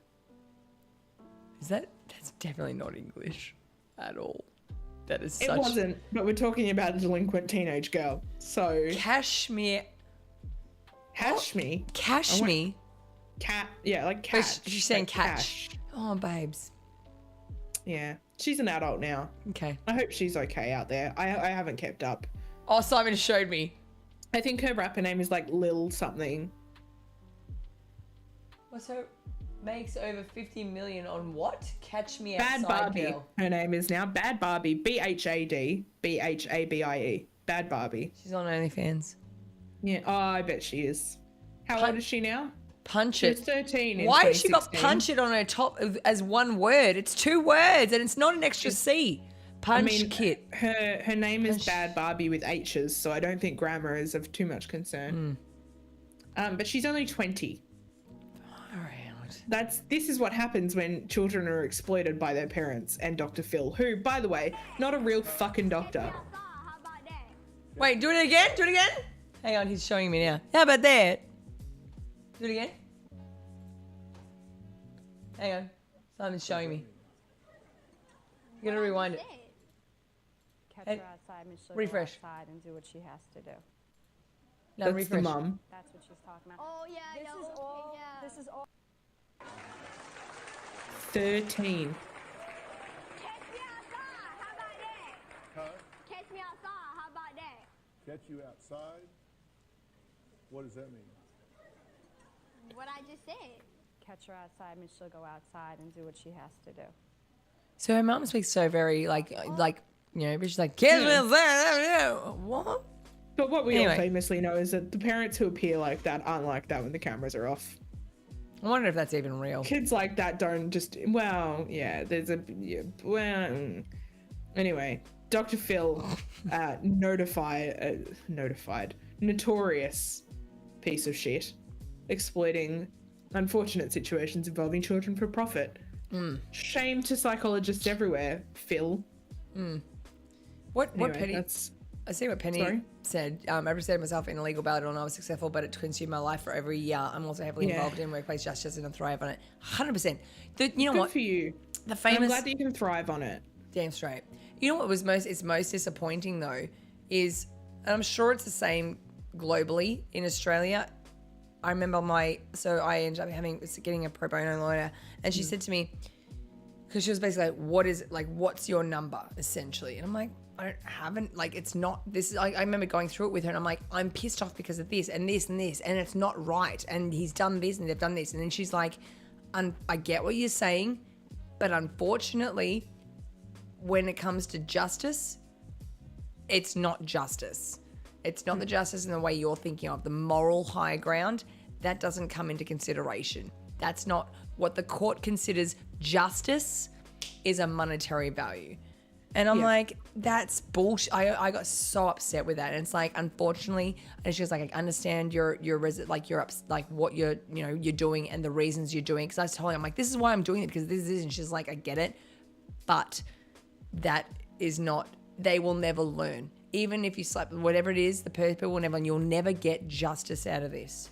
And that's absolutely the and same whether it's so civil or tough. criminal court. Yeah. Stop putting drug addicts in jail. What the not fuck is gonna- that going to do? Exactly. That covers a whole new scale of it. And that's Guess where all the drugs are? Jail. yeah. Like, Well, that whole is a whole new friggin'. it's a whole new thing, but it's the whole something same else. principle for me, Mara. Like, No. as far as the justice goes. But I mean, that's is a whole other kettle of fish that you just go, Yeah. I don't understand. Stop putting children in jail. Stop putting drug addicts in jail. They're not criminals. but that comes down to a whole the whole It's like definitely a whole society different brainwashing thing. of, oh, this is what you've got to Correct, do. It's like, think of it deeper. I was in that same position where my batteries died. That's what happened. Yeah, cool. That This is whole where I thing, get to talk about Erin I can see your without mouth knowing what moving. I'm Don't saying. know what you're saying. That's but great. I'm going to assume. Everyone give $20 to Erin right now. Do it. I told you Not to. Titanic. Do it. Do it right now. One word. Give $20 to Erin. 2 words. Not 2 words. 1 word. 3 words. Movie. 7 words. What the fuck are you doing? Oh wait, that's syllables. I was almost there. Carry, put, place, position, backwards, in front, carry, place, insert. I still can't. Oh, it's because I'm not plugged in.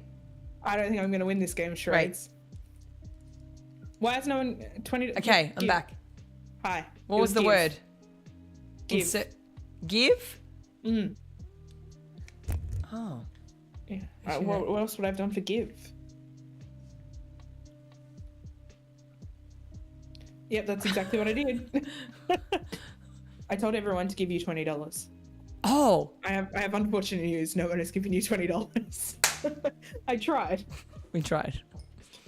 But yeah, that's a whole other thing, isn't it? That whole, which I never knew. I was so, and you know what? You don't know what you don't know. And it's like when you get brainwashed by government or by life. I was so very like, put them in jail, slap on the wrist. And then people are like, no, that's not the solution. On all streaming platforms now. 100%. About a washing machine. 100%. That's the thing.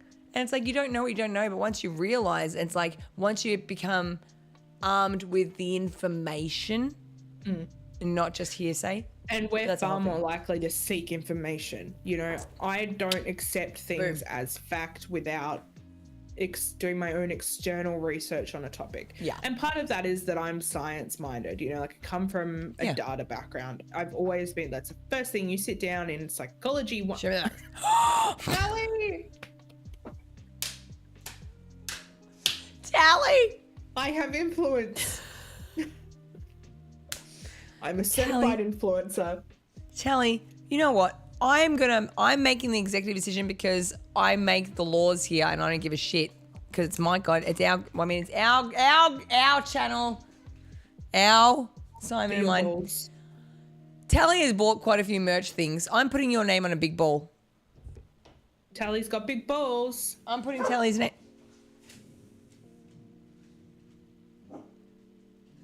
Harley also says it. Did I tell you about the Foo Fighters Big Balls rendition? So during the Foo Fighters concert, they had their drum tech, who is this very Australian, she's apparently been their drum tech for like 20 years, very Australian lesbian lady, like wearing soccer shorts. She tours with them, she's their drum tech. Yeah, she's like been their drum tech everywhere. Forever. Yep. Wow, nice. So she's wearing like a tight crop top, kind of like the ones that you wear, like the sport crop tops and shorts and like soccer shorts rolled. Yep. And she comes out and she does this is her moment. She comes out and does the fucking best rendition of Big Balls by AC/DC. And playing drums, obviously drums, not. No, singing. She can't, like, she's not a singer. She comes out and like just fucking shouts it. No. And while Dave and I think it was, I actually don't know who was with him. It was either Nate or Chris do backup vocals, and it was I've got some video of it. I'll send it to you later. But it was, she was so hot. Dave Grohl's the Foo Fighters drum tech. Tally, God, that's all the way around. Don't steal my moment, Tally. I have a video. Fuck. My video is better because mine was taken just for Erin and I forgot about Sorry, it. Tally. I dropped It's your okay, ball. Tally. You dropped Yeah. the ball. I did drop the ball.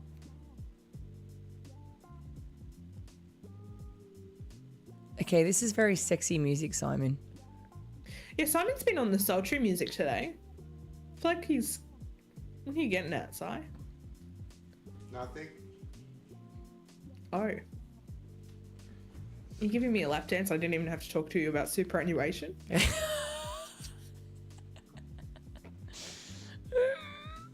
Wispy! So, Sorry, do you mind if I just interrupt this really quickly for this please. moment to say, Wispy, you're not in our Discord, but I would like to announce to you that, Wispy, you are one of our top gas bag chatters on this channel, on our Twitch. congratulations, Wispy. What do you call it? Twitch recap. Wispy, you were in one of our top 5. You were our top 5. What do they say? Loud. What was the thing? Do you remember what it was? Yeah, I can find it. Hang on. Do you remember what it was? Your loudest members. I think it was your loudest members. Loudest fans. Loudest fans, which means I think you chatted the most. Is that right? 9 in the top 9 chatters. In the top 9 chatters. So in our recap, Wispy, you were in our top 9 chatters. So you were one of the loudest. Just letting you know. Not by volume, but by quantity. Correct. I am probably the loudest of the chatters. But you not were, by quantity, but by volume. You were definitely well because I refreshed it and I was like it rearranged. I was like I thought you were number 2, but then you were you were not. I'm like so it's just it jumbles them up. It was just it was jumbled. You can actually use Stream Elements to find out who the top are. Yeah. But it's irrelevant. I think you were one of mine too. Yes. Although Best mod on Twitch apparently. I made 4 moderator actions. I enjoyed that when I made a smutty comment about those being joke ones in my channel, Dan goes, well, she actually did one genuine one in mine. And I'm like, wow. Okay. Yeah, I did. I should get I need an award for that. I'll give you, I'll sort something out with my free printing skills. Yes. The amount of freaking chats was like moderator times you 1,500 chats as a moderator, 4 actions. I'm like, I don't remember what mine was. I want to look now. How many actions did I do? I didn't do that many actions this year. Well, I did some actions. You did. You've done a lot of actions. Sometimes I act. You're excellent. I can't look at my recap anymore because it's only showing me about the bonus bits. I don't want bonus bits. It was like 300-ish. Nice. Yeah. Nice. Yeah. Okay, no more actions this year. But hyperfixation. Has anybody spoken? And sorry, Tally, how rude of me. I didn't actually thank you. Thank you for the dono. You're an absolute champion. Tally. It's going towards our new all the things that got fried during the goddamn storm. Thank you for giving Erin $20 and indulging my game of charades. $20 for everyone. Woo! What? So I haven't really seen it in chat. If chat wants to chat up, Please. Let us know what hyperfixation rabbit hole you went down. Random shit from as a result of a hyperfixation derailment. Let's call it maybe. Because I've done that before. I've started at one point and I'm like, I want to know about this. And I've been sitting on the toilet 9 times out of 10. And then 3 hours later, 4 hours later, 5 hours later, I'm on something completely far left. Especially, you know what? I think it's Google is half to blame for it. Because you Google something, then it shows you the suggested questions are evil. Because all of a sudden I go, oh, that's a great question. I'd like to know the answer to that. Then you click on that. Then you go down that rabbit hole. What a mess. Yeah, it is a bit of a problem. Dan says, 463 mod actions taken. Nice. You know, the first mistake is not behaving around Dan. Rookie error, really, to not behave around Dan. Yeah. We have a tea? We have a what? Simon made a tea. Simon. I think that's what Simon's been sitting here doing. Oh, wow. Sitting off screen making us merch. Look. No, it wasn't. I did this about 2 weeks ago. Just say yes. Right. Simon, can we share the screen? This is the best day of my life. I've never had merch before. Wait, why don't you have merch? Because Just Garfield never merch. made- I don't know why I just like outlined my boobies as I said that. My merch is Erin's tits. Erin's Boobs Appreciation Society. There's Garfield and Lemon. Yeah. Oh, and Maple's there too. I got a new couch today. It's approved. Yes. Couch approved. Would you please tell me you got it on a Facebook Marketplace deal? We have a marketplace for our 4 buildings in my complex, and this lady was selling this couch for $60. Boom. And Love that. I have family coming to stay over the next few months, so I just picked it up. It's Nice. a great little IKEA fold out bed couch thing, and my office needed something with me because it's a bit empty. Love now that. it's just me. Yeah, new couch. It is Lemon has a really dodgy haircut at the moment because she got too hot, and so I trimmed her, but she only let me do half. So now she's half trimmed. It's a bit side fringy. It's fine. That's fine. No scratches. My cats are very well behaved. Erin, I would have an Erin's Boobs as a mouse mat. Absolutely. Erin, you cave to wipe before you go down the rabbit hole. What? What? I don't know. I'll always wipe. Add an optional donation to support Erin Shea Live. What? Depends how much shipping is. What's Your that? shop asks me to provide an optional donation to you. What does? Your merch store. From where? What do you mean Fourth from wall, the where? fourth wall thing. Yeah. Huh. Says add an optional donation to support Erin. There you go. And the dollar values are $4.57, $15.23, and $30.46.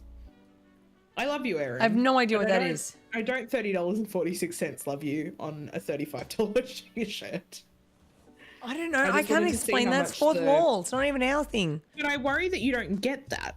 If I donate to that, how do you get all of it? It doesn't say. Because I'm just checking out buying our t-shirt right now. We'll figure. We'll get samples. We'll get Yeah, well- samples. We'll get samples. Well, I'm checking out, so sounds like a you problem. You What? say we'll get samples, but I still need a hoodie. Yeah, So I'll get you. I'm I checking thought. out. I I'm checking 100% out. thought of Too that late. today. Funny you say that. I don't remember if it was in my sleep. It was at some point today. I was considering that. I'm like, I know we owe Toffley. We owe Toffley some merch. We owe you some merch. And there's a couple other people I can't remember, but it's in my list of people we owe merch to. It's getting there. It's okay. We'll get there. I swear to God. I don't care. You shut your mouth. Abe. But I would like to say the shipping on these is actually really reasonable. So please go Is buy it? one. Good. Yeah. So Tell my us- hyperfixations. Yes. I tend to hyperfixate on music, movies, TV shows, books. Simon, go away. What did he do? What did you do? I don't know what you two are doing. I'm reading Tally's freaking message and I'm listening to both of you and I'm not focusing on that. So I'm getting confused. Hang on. Mel, what are I you had reading? surgery on my eye about what? I had Tally's drunk. I had surgery That's okay. on my eye about 2 years. This is a problem It I was meant have. to be a joke, I think. 2 years ago, and people Wow. kept fixating on it, so I stopped coming to the office for. See, I don't understand that message at all, and I don't know whether that's my hyperfixation on. I know that there is a typo, but I can't see outside the square box. Why? Okay. You're fine. I hyperfixate. Tiffany said I hyperfixate on bargain hunt. Oh my god, me too. That is so my rabbit hole. Me too. Yeah. I built my business out of it, but it can backfire on wasting time trying to 100%. Can I say that, Tamsy? I can relate to that 1000%. The amount of times that I've gone into a store, we've gone somewhere and I'm like, we've something that we need, and I'm like, I can find that at a cheaper price.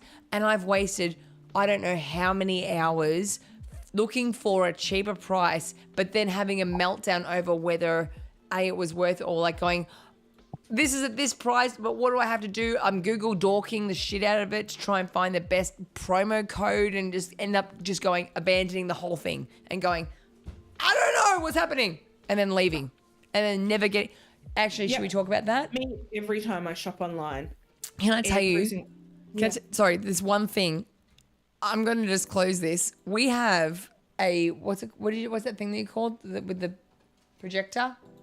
We have a projector. So we've got a projector screen, but the globe from the projector screen, from the projector thing, fried itself, right? So we've had to get another projector globe for this projector so we can watch TVs on the projector screen, right? The cost of it was like $200-$300 from a retailer in Australia. I'm like, fuck that. I'm not paying $300 for a globe. I went to AliExpress, found different variations of it, was like $30, $40, went into hyperfixation mode, researched all the different ones, and that was 3 years ago. There was a time at which I decided I wanted to Tamagotchi. For 6 weeks. Tamagotchis are $25, but I didn't want one shipped because I wanted it now. I wanted the Tamagotchi now, so I didn't want it shipped. I nearly drove to like Warrnambool? I can't remember where it was. Pretty much. Yep. Like it was, I can't remember where it was. It was somewhere out west. Sorry, I can't tell my east and west. Very bad at it. Me too. I would lefty, north, so south, left east, and west. right is really easy, but east and west are Same. Terrible. North, south, east, west every time. Left and right's easy because I'm a lefty. Like I'm used to being like my whole childhood personality was being left-handed. That was my thing. But anyway, so it was out west somewhere, and it was going to be a 2-hour drive. Like it was a big drive. And I was going to have to do it on public transport. It was a whole thing because there was one place you could buy Tamagotchis. And so I didn't do it. But I wanted it right now. And if I just ordered it online, Wispy, I've posted the link. We've posted it 3 times. It's there, I swear. I wanted it right now. And so I wanted to go in person and buy it. But if I bought it online, it would have been there. But I wouldn't buy it online. And so I'd get frustrated and close it and walk away. Yep. But I'm totally obsessed with I never got one. Never did it. I eventually just kind of got over it. I would still like one. It would annoy the shit out of me within 10 minutes because of the beeping of it. It would infuriate me. I'd kill it. I'd feel guilty. I have enough living things to try and keep alive in this house, famously. Don't do it, Mel. I just had to palm off a cat because I couldn't look after it anymore. Not my cat, by the way. A foster who had got complex medical needs and has gone to my friend to be looked after because she has to be milked. And I am not home to milk the cat. Okay. She has mastitis. It's very sad. And the vet calls me at 11 a.m., which famously in Rescue Town, when you've taken a cat for an all-day vet appointment at 9 and you get a call at 11, not good. Usually means cat died. But no. The cat has mastitis, and so they couldn't spay her. And they were like, okay, so she needs antibiotics in the morning and night, and these pain meds at morning, noon, and night, and she has to have cabbage put on her boobs 3 times a day, and you've got to milk her once a day. And I just like had a breakdown because I'm like, I'm out for work all day. I can't look after this cat. She's meant to be gone. I'm going home for Christmas. Like, what am I going to do? Called my friend Ellen, had a breakdown, and my friend Ellen's like, I'll take her.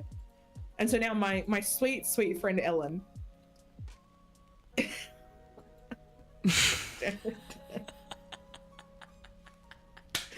my sweet, sweet friend Ellen is putting cold cabbage compresses on this cat's boobs. Wait. Just wait. And milking her. Can I just wait? No. What? I can't go much higher pitched than that. COVID. What do you mean? I know that I sent you a picture of Simon and Harley. Harley in a, for those who don't know, Harley in a goddamn pram. Why did I not know about this? I just kind of forgot to mention it because so much shit has happened. Yeah, so Chai, so I got a mum and 2 baby cats about 6 weeks ago. Dan named them. Yes. I'm now boycotting Starbucks, but anyway, that's a whole other thing. So there's generic cafe kittens, not the Starbucks kittens. I let Dan name them. It was a lot of fun. We had fun. Well, fun for me. Yeah. Where's the book? What book? Where's the notebook? Oh, you need your notebook. Oh, Yeah. I need my I'll notebook. keep telling my story. It's fine. So keep saying, sorry, yes, because Penny said something Two I've got to kittens have redress. gone and gotten adopted. I took Mama Chai to be spayed, and they, I know what you're gonna say. They called me and were like, she has mastitis, we can't spay her because it's super infected. She's a bleed risk. Like, okay. And then they're like, it's no problem, so it's just some antibiotics. And then I show up to the vets in the afternoon. I get given this printed piece of paper with all the vet didn't even come out and fucking talk to me, which made me really angry. Because I'm like, the least you can do is come out, like, and talk to me. Just come and show 100%. me. And so they, like, give me this fucking sheet of paper. Anyway, I get in the car and just break down because I'm like, I am out all day, every day for work. I don't have, like, this isn't working. She hates my cats. She's miserable. I can't spend any time with her because I can't let her out because, so she's just in my office and I'm not able to, like, you know, it's not fair on her. It's not fair on me. It's not fair on my cats. And then I'm like, how am I meant to put cabbage on this cat's nipples 3 times a day for 2 hours? What are you Which is putting apparently cabbage on your nipples famous for? treatment. It's apparently like an anti-inflammatory, like apparently very famous for mastitis. Like every mum I've spoken to is like, oh yeah, I put cold cabbage on my nipples for my mastitis. It's like What the fuck there's is like scientific mastitis? studies about it. Mastitis, it's like an infection and/or blockage of your milk ducts. Is that applicable for humans too? Yeah, So it's an all-round thing? it's a breastfeeding thing. If you have titty problems, put cabbage on your titties. I'm assuming, is that what I meant? I'm sorry, you said if you've got titty problems, my head went, I feel bad for you, son, because I've got 99 problems. Maybe I should have. Mastitis ain't one. Maybe Maybe I you should put cabbage on your titties. Is that? Look, let's, you can't Next do week. any harm. Next week, we come down with the conclusion of what cabbage on your titties does for you. If Might you don't try it have this week. mastitis. What is that exactly? I just told you. I wasn't listening. I'm really sorry. For fuck's sake. I was Mastitis focused on writing is an friggin' inflammation notes. of breast tissue that sometimes involves an infection. It results in breast pain, swelling, warmth, and redness. Like I would know what that is. That's why I explained it to you. Well, now I Twice. know. Like I said, I kind of I So went she off. had mastitis. Yes. And now she's got to have cabbage compresses and be milked because you've got to get the infected milk out. Like it's blocked, and so you got to get it out, or it just like sits and is stagnant and gets gross, and like you got to get it out. So it's the And so- milk inside your Boobies, yeah, That it gets gets- blocked and stagnant, and therefore gets infection, and you get really sore because it's blocked, and so it's just very full. Why do I feel like this is going to become a subject that I'm going to get hyperfixated on? Is about like That's if you're fine, not if you're because- not lactating, clearly I'm not because we don't want to have children. You can't get mastitis. I can't. I'm void. No. Excellent. You're probably safe from mastitis. Okay, but my friend Ellen, who very much has ADHD, she was my friend with the quails, and her quails died this year. They were old, like quails, like the birds, the birds. Yeah, Yes. So she had 2 pet quails. Their names were Elmer and she was Velma. lactating. No. Sorry. No. Let me finish the story. Sorry. Anyway, her quails died, so she doesn't have any pets. And so when I called her panicking about Chai, like I can't look after, she's like, I'll take her. Yes. And so I had to check with the rescue if that was okay. I find out while I'd not even said yes or no to Ellen, I'm like, okay, I'll present it as an option. She's watching YouTube videos on how to milk cats and what to do with the cabbage. Do you have to cook the cabbage and then cool it, or is it just raw and you slice it and you clean it and you wash it? She falls down this hyperfocus Yes. of learning about cat mastitis. And so by the time I'm ready to drop off Chai, Ellen knows more about cat mastitis than I ever will. And Yep. I'm like, I can show you how to do the expressing. And she's like, no, I'm good. I'm all on over it. And not only that, because she's that person like me, or like maybe you with Harley, where it's like they give you something, like they give you purpose. This creature Yeah. needs, I have to go. Because that she's given her that. I dropped off Chai and then had to run an errand for Ellen. I came back 20 minutes later and she's like, her name's Esme now. I'm like, do you need an adoption application? So we'll see, but there's a strong possibility that Mama Chai, now Esme, Esmeralda something for long, and also Renesmee, and all, like there's 17 nicknames. She's been there for 24 hours. Right. So on the hyperfixation, Ellen hyperfixated and was totally nonchalant about having to do all of these random things for this lactating cat, while I, someone who has fostered 50 cats this year and is experienced in cat things, had a full meltdown about it because I was like, I'm out for work all day. I can't just pop home to change my cat's cabbage boob covers. Like, I can't do this. I have Garfield. I'm overwhelmed. And Ellen's like, I got this. Let me Google cat lactation. Some conditions require putting cabbage on your tits. They do. What Dawn just said. Things I've learned from this stream. Some conditions require putting cabbage on your tits. I'd have never known because I have zero intention of ever lactating. No, me neither. If I lactate, things have gone horribly not to plan in my life. You know, for those who don't know, how like our boy, like I was gonna hang on, op shopping. That was something I wanted to talk about. I'll talk about that. I another knew that. Yeah. right? Penny inspired. My dear family friend, aka, you know, the family friends that are so close that you call them auntie, and they basically should be your auntie over your actual aunties, did such a lovely thing and bought us a stroller for Harley. Because for those who don't know, our puppy son, who is basically Raw cabbage, Mark. Raw cabbage, washed, dried, cool. it's supposed to be. You never told if it's supposed to be cooked or raw cabbage. What was your answer? For your Raw? boobies. You got to wash it, dry it, put it in the fridge, and make it really nice and cold. That sounds like the basically when you make cabbage, like a what's that stuff we give to Harley for probiotics? Kimchi. Harley eats no, it's Sauerkraut. Thank you. I don't know how it's made. I don't make shit. It's just pickled and fermented. There you go. I know all about it because I have always wanted to try it, but can't bring myself to try sauerkraut or kimchi. It's actually quite nice. I didn't mind I'm it. really weird about sensory stuff, but I'm okay with pickles and olives because I'm used to them, and even pickled onions. I like to eat them as a kid. I would say But you'd I like sauerkraut. I know that I will, but I cannot bring myself to try it because I'm like, it's fermented.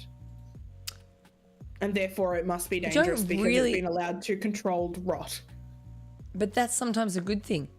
Yeah, I know, but I have OCD and I know. autism. But if your OCD adapts to thinking this is exactly the process that your body needs. Yeah, but you try and get me to take a bite of it.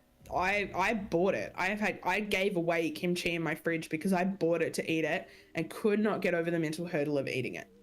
I'm like that with quite a few things. Have you got a very OCD in regards to, I know that you're like with your super cleanliness, that you're very, like, is that the problem for you? Not that it's a problem. Sorry, let me rephrase that. It's not a problem. Is that your hurdle? Is that you go with food? That, you know, you go that's got to sit there for X amount of time to basically. It's a bacteria thing. For yes, me. that so does that I thing. will always wash the top of a can before, like a can of Coke. We'll always wash it first because what if a rat ran over that can at the factory? But and it now pops I'm just out drinking rat. and doesn't touch the water. I mean, it doesn't touch the drink. So a can. You pull a pop top on a can. You're drinking from, like, the water goes over the top of the can and into your mouth. Over the lip of the can.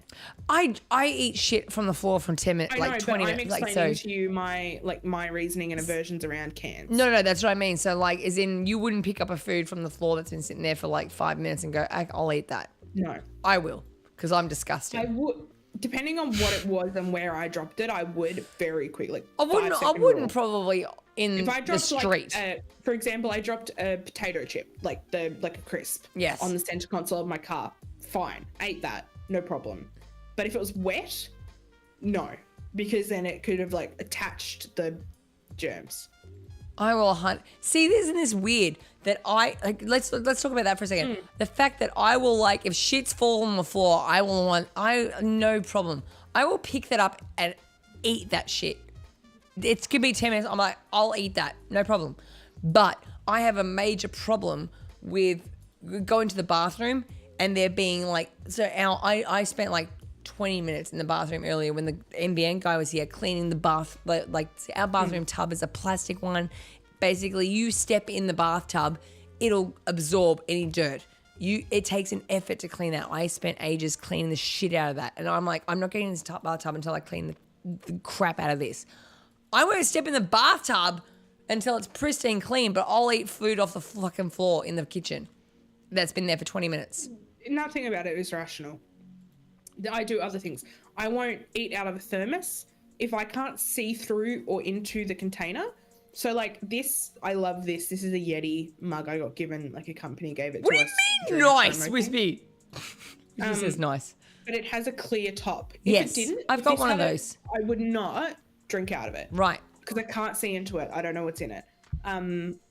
Same with like a can. If I open a can and I've walked away from it from 5 minutes, that can now needs to be poured into a glass because who knows what could have gone in there in the meantime. I'll do that Fly the could have next fallen in day. it, ant could have fallen. Yeah, no, Yes. like 10 minutes max. I'm really funny about leftovers. I won't drink out of like a thermos. Someone makes a thermos of hot chocolate. No way. Can't see into it. Don't know what's in the bottom of it. Really funny about like any of the, like the good thing about this, not showing the brand, sorry. It is Yeti. That, no, I don't mean that. I mean, it's got like brand printing on the other side. Anyway, this doesn't have one of those tops with the plastic, you know, the ones that have like the rubber seal. And like the seals on those cups with the lid always has like a seal around it so it sticks into the cup properly. You need to take that I out. will not no. use that because that gets so moldy. I do Will agree not with that. touch it. Yeah. If I I'm can really funny see about it, like those drink bottles where you can't see like the straw mechanism because I'd like, there's agree. mold in that. I get it. I've got like the straw like things that you can.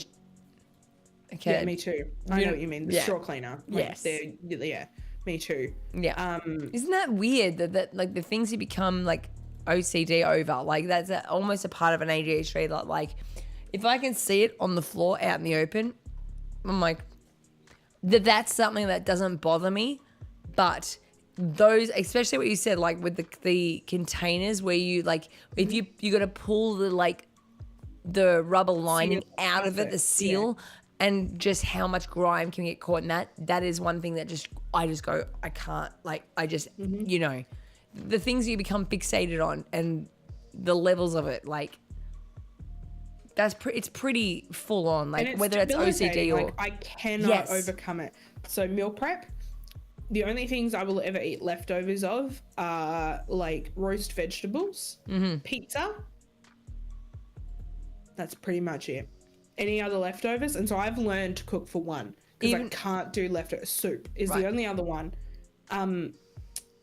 I can only meal prep, make in advance and freeze dumplings. That's the only thing I've been able to bring myself to make, freeze, and reheat. I did it today. I make 60 dumplings and freeze them in sixes, and they're the best meal. They're fantastic because you just pull them out and put them in the pan. Nothing else. Yo, Good Neo. night, Mark. So we had Hello, a first time Neo. chatter. Neo, the hitman. What's up? ADHD rules. We're okay. Like 25 we years rule ago sometimes. now, I always wash soda cans off. See, that I never actually considered that. I mean, like, But warranted. once it's something you consider, like for me, I Once never you considered do. it until I did. Until the reason I'm funny about cans is someone mentioned it at the office once, and that was it. Once I'd heard that, I was like, nah, can't, like it's in my head for it. It's like an intrusive thought. Every time I see a can, I'm going to think about it. And the other, like the pouring it out after 5 minutes, my aunt once had some ants go into a can of Coke and she sipped them. And so now, always into a glass, I've got to be able to see through it, make sure there's nothing in it. Do you visualize? I wonder if do you visualize that? Because I do that a Yeah. lot. When I see that, I actually see. So when you say that, I actually visualize that situation happening to me IRL. Yes. And then I go, It's like no. innocent until proven guilty, except ants until proven no ants. Yeah. Like, if I cannot see that there are no ants in there are ants in there, 100%.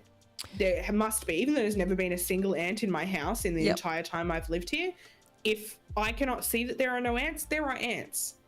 Until it is proven that there are none, there are. Yep. There are ants. I know. So, Neo, you said this is a personal thing, not ADHD related. It's autism related for me. And I would say it is very like any food sensitivity or textural issues, sensory issues, very autistic. Very autism. Very autism. That was an English sentence. Very Very autism. autism. Much wow. But I feel like I have elements of that. I don't think like I haven't been tested for autism, but I don't think But that you gotta I'm remember ADHD and autism Venn sort of diagram. yes, there are crossovers, right? But you know, there are things that I mean, Simon could probably validate. Like, there are things that I get really OCD over. He's just nodding, yes. Yes. Whether that's, you know, again, an OCD thing, an ADHD thing, an autism thing, I don't know. It's open cans outside. And summer can be a hidden wasp of danger. Yeah. Yes, lady. It's been a hot minute. Good, lady. It's, you know, I'm going to say something. We had, what are they called? The wiggly things? Maggots. Which just, recently. Right? And Like, my because, heart races. I can't. tell me about it, which is why we're like, get the fuck out of this house. Get the fuck out of this house. Right, it takes one thing. Like, just, we've got a new bin, which is supposed to be like the thing that covers everything. No, apparently not. I lift up freaking the rug, like a rug. Bang, there's a maggot. There's one. And I'm like, just eliminate everything. Set the house on fire. I'm ready to set the house on fire. Like, Because if that was in my fridge or something, the way I tell you that I would throw out everything in the fridge. yeah, but it's But I nothing. would It's not not- even I to the can't- fridge. It's I know, literally- but you know what I mean? Like, I'm just Yeah. saying anything in the vicinity would be goner. maggots where? Like, literally there was one, like, crawling, like, just there. And I'm just like, eliminate everything in the house. Set the house on fire. We went in full, like, I'm like, I can't. And that's one thing that and it's weird that's like, there are certain things of the ADHD, like, you think of the ADHD things and what we're so willing to just let pass, like the things that we can't deal with versus the things that we just go, I can't, like, eliminate in the entire house. I would set the house on fire. Like, the minute that we saw a maggot, I was like, I don't know where they come from. We keep the house clean. Where it's like like we got a new bin, we got a new thing, and we're like, take the bin out every fucking day. But because we don't know, like, I'm assuming it's the flies coming into our house. The amount of times and I hate spraying fly spray. I'm like, we're pretty against that because of the chemical shit that's in that. Right? The amount of times I've spent I'm not shitting you. The amount of times I spent an hour standing in the middle of the goddamn kitchen with a freaking Fly swatter. No, we don't have a fly. With just a rag. Yeah. Going, I'm like, I've become an expert at just hitting the flies in the right spot.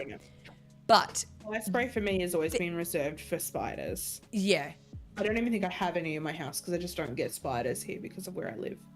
we left the spider. I let the spider crawl under my fingers. Yeah. I'm like, he's gonna get the flies. I've let them, like, I've not overcome my spider issue. Yeah. I know there's house spiders that are good, and I'm like, I'll let them be. I don't want to kill them because they get As long as they don't move, I'm yes, good. 100%. As long as you stay where you're meant to be and you stay in your corner and you don't, unless you're scary, like huntsman, different story. But like a daddy long legs, I'll let it go. Right. Just don't move. Yep. You stay in your space. I'll stay in mine. You can live here. We're not friends, but like you can work here. Yeah. Just pay me some rent in not moving. Otherwise, You're the you dude up the die. road. You're like the guy in the next couple of like friend stores that was saying, look, we're using the same Give a internet. friendly wave to each other as a drive by on my way to work, and we're good. Just don't do any funny business. Yeah. But then all of a sudden, we got maggots, and I'm like, I just had this full, like, And just deal. Like, I'm like, I can't. I'm like, delete everything. And coming back onto the hyperfixation thing from that is that, like, Where I do they think come it's from? similar. How You do they get get there? I didn't mean that. I was going to say the ick. You get the ick That. from your hyperfixations Yeah. at the end of them. I'm circling back to a different topic using a segue to Please get do. it back on topic. In that, I don't know about you, but like not all hyperfixations. Some I just kind of get bored of and move on. Most, you get the ick of them. You get sick of it. You don't want to listen to it or eat it anymore, particularly food. Elise Myers, who's a TikToker who I adore. She is beautiful. she makes great content. Her What's her podcast is name? gorgeous. Elise Myers. Lise Myers. You're right. She's awesome. She's a mum. She's got 2 kids. She's great. We named our But spider, by the way. she His name's wrote Gary. A song. You did. She wrote a song about her hyperfixation meal, and it was just like about her hyperfixation meal and how she'll eat it for the next 6 months until she gets sick of it and can't even look at it without gagging. And I'm like, yes, me. Yep. I'm like that with food. I hyperfixate on food. I have my safe foods, and part of this is autism.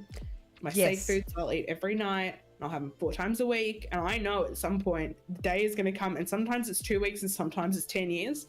The day will come Where you're where I like, will no. get sick of it, and the idea of it will make me want to vomit.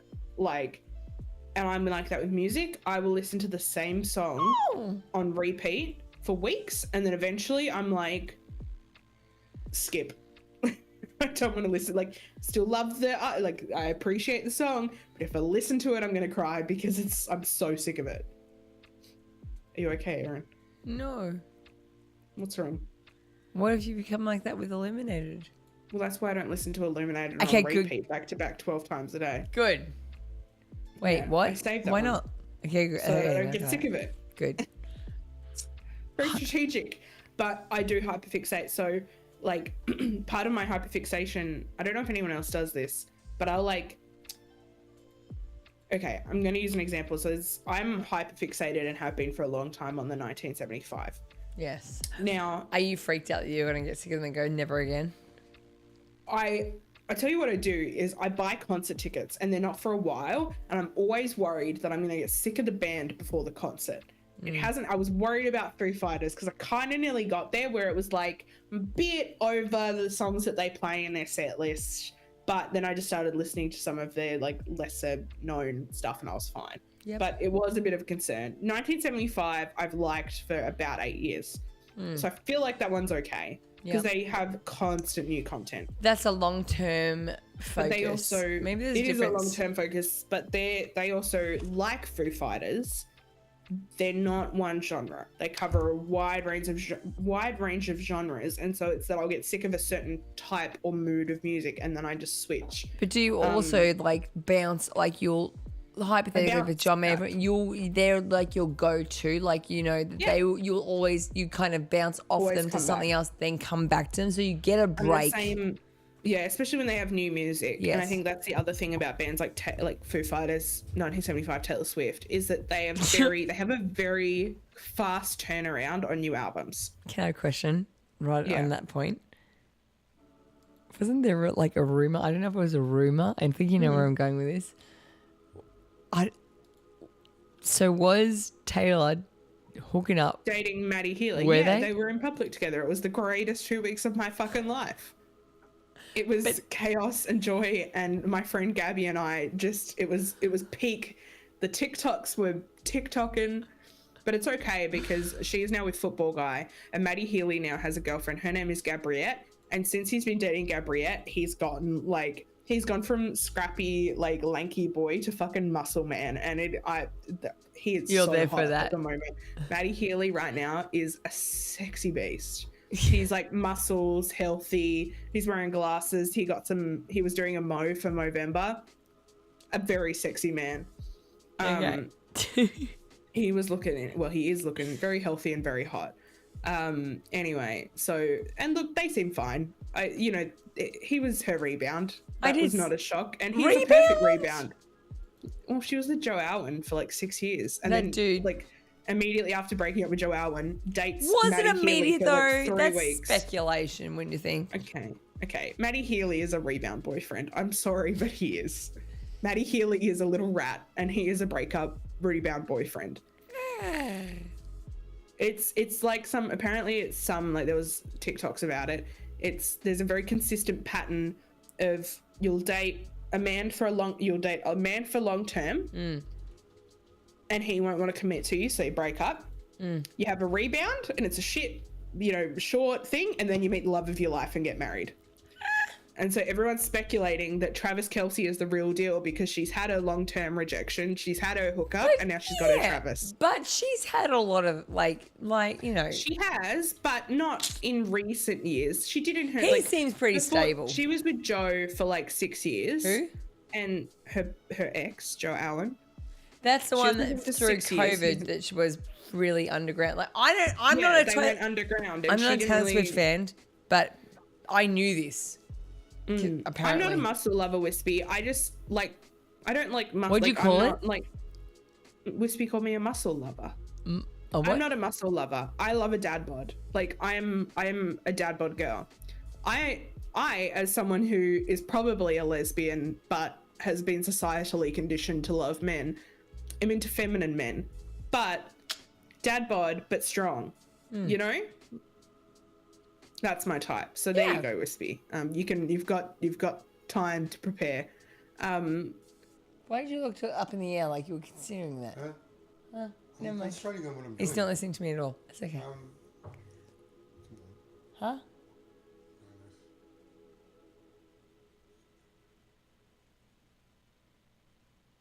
Can't get it. Apparently I have my eyelashes are fixed. No, you just moved it a bit. You need to fix it.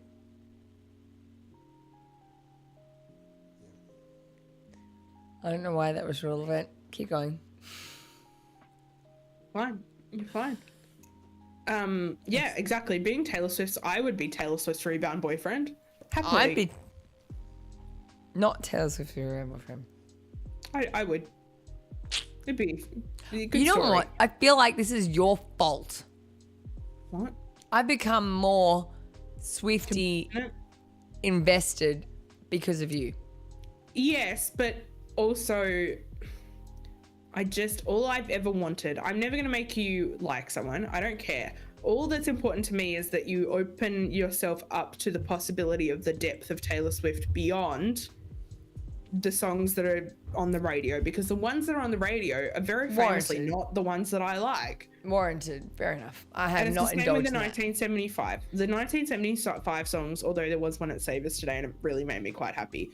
The 1975 songs that are on the radio are the poppy pop hit. Yeah, I poppy agree pop with that. pops.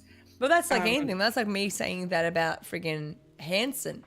Yeah. They're incredible musicians, and everyone's like, it's a And bullshit you song. I'm recommended like, me fuck that off. song that I listened to on stream, and I really liked it. Warranted. Like, I was like, this is great. I am you know? becoming more invested in Swiftie. I just have a lot of respect for what she has done. Mm-hmm. I feel for her like, though. She's been like, Desperately. again, she was very, very young but I've grown up with her. When she released, and that's, I think, part of the difference, right? You're 10 years older than me. Yes. When Taylor Swift was writing about her teenage high school boy crushes and being hard to be in high school, I was thinking about my teenage boy crushes and how hard it is to be in high school. Whereas in When that, she released 1989, which is like her summer pop hits anthem, I was in my first year of uni during Which summer, relates. getting drunk every night, dancing to Shake It Off. You know, like when she released Folklore and Evermore, it was COVID times and I was into like the indie vibe. She released Midnights, which is about like new eras and about starting again. And I'm like, fuck yeah, I've just been through a really big breakup. I'm starting.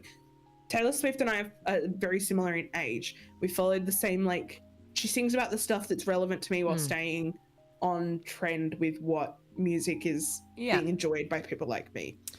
And so, it's almost Person of the Year, Taylor Swift. Also, that photo with Benjamin, her cat, is just next level. with Buddy. You know the story of Benjamin, her cat?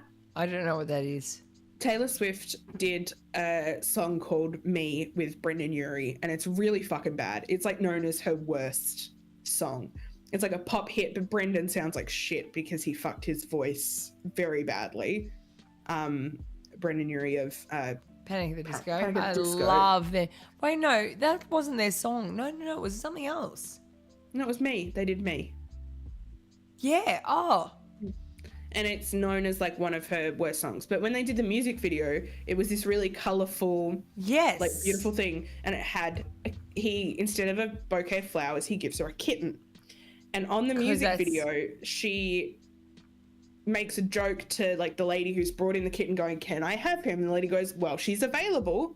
And so Taylor adopted Benjamin, her kitten, from this rescue that, like, so she met the kitten on the set, then adopted it. when she did her Time Person of the Year photo this year, it's her in like a With the bodysuit with the cat cat, around her neck. yes, And that's I know that Benjamin, one. who she got on the Right. film set of the Me music video. And that's like, yeah. Look, I have this maybe you can verify this because you're more of a Swiftie than I am. I have a little bit of a problem with that because my automatic reaction to that as an animal lover who goes, don't fucking use that as a marketing tactic. I'm sure she's probably not. But I look at that and go, you're touring all the time. There's no fucking way you're actually looking after those cats yourself. Oh, she does. Okay. One, she doesn't tour all the time. I mean, this is her first tour since Reputation, which was 2017. Okay. So she was home for a long time writing. Right. She takes the cats with her. They go on her private jet and they have their own place and they have their own space. Like, these cats, and I'm a cat, like, I am, Yes, I know. you know, Yeah. like, I wouldn't speak on this if I wasn't sure. I have zero doubt that she looks after. She's got 3. She's got Does Benjamin, she- and then she's got Meredith and Olivia, who are Does named she after do Olivia that? Benson and Meredith from Grey's Anatomy. Does she do that or does she have people that do that for her?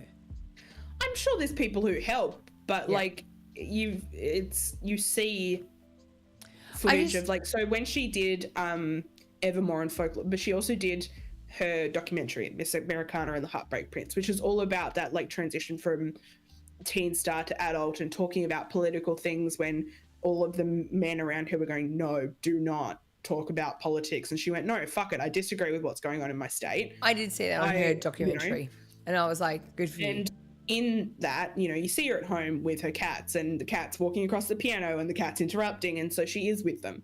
You know, like, I'm sure as I would as a celebrity, if I could pay someone to scoop cat litter, yeah, I would. Yeah, I'd love to not have to do that. Sure, no problems. But I'm not worried about the treatment of her cats. Yeah. I mean, I just look at my little turd over there and I just think, like, it gets up, like, you know, it's a really hard place to be in because I'm such an advocate for obviously animal well-being and like my little turd sitting over there just freaking living his best fucking life. Yeah. You know, and I just go, I couldn't have another one to dedicate the same amount of time and effort to. But I mean, like warranted, if she could pay for someone to do that. It's hard to separate that. I feel like for me personally, it's like to go. But you're dedicating. I don't think any situation for a pet is Correct. ideal. Like in an ideal world, I would be at home all the time and give equal attention to that's all fair. my cats. In this world, sometimes my cats don't get as much attention as they should because I'm giving Same attention to thing. fosters. Yeah. You know, That's if I fine have too. 10 cats in my house, my guys are missing out a little bit. And I know that sucks, but I know that is saving the lives of other cats. And so Yeah. it's worth it. And I'm like, ideally, I would be home all the time and always pay them attention and only pay them attention. And I wouldn't be like, no, get off me. I don't want to touch you right now. Yeah. That's the thing I think we that's forget not about pretty practical. easy. We forget about that is that, you know, even if she's doing the good, it's like my automatic reaction is, well, are you even doing that whilst you're off doing anything? But whereas it's like, my reaction is, I'm no reg- better. Yeah, it's regardless. It goes, well, you know, you're still saving an animal. And even if you're paying someone to Right. look after that, they're still getting the like the They're care that looked they after and they're deserve. loved. And it's exactly, if someone else is looking after them while she's on tour, like it's probably her mum or something. I don't know. But like, I don't know her, Yeah. but I know enough to know that she wouldn't be that kind of person. Yeah. And that it would have become very apparent very quickly if she was the kind of person who does stuff like that. Some more questions can be raised about how celebs raise their kids too. Right. Yeah. Nannies, again, like 100%. how much That's- do these people actually see of their parents when they're out and about? Well, this is why you kind of look at celebs and you see their kids and you go, what the fuck? Like, how are you not, like, it's almost like you felt like you had to have kids as, like, an obligation, like, or an Yeah. expectation. Without I thinking just- about how your life and lifestyle. Yes. That's why I'm not having kids. I'm not in a Correct. place to Yeah. raise kids. You It reminds me of a caca. story about Dave Grohl, and this is a hyperfixation thing because I read his book multiple times. I'm listening to it again in the car because there's something about him reading his own book that is just so good. Yes, you need to wee. Yeah, thank you. Go. I'm still listening. I know you are. The fact that I know now. Hi, Kaka. Dave Grohl did a show in Perth many, many years ago, but then had a daddy-daughter dance with his daughters at their school in, I assume, like wherever he lives, LA or Virginia or whatever. So did the show in Perth, got on a flight, flew home, went to the dance, and then flew straight back to Adelaide for another show. Like, no sleep, no full turnaround. And I'm like, that is celebrity parenting. Yes, Erin can hear me, but I can't really hear her unless she yells very loudly, which has happened, but look, it's fine. Erin and I have reached a stage in friendship where that's not of a concern to me. Garfield is also here. It's Garfield, everybody. She is a pro. It's a great one, Lurkin. He wrote about it in his book, and I made it sound far less impressive, but like, that was a quick turnaround. I don't know if you saw that, Mel. No, I didn't. What did you do? Did you flash us, Erin? Yeah.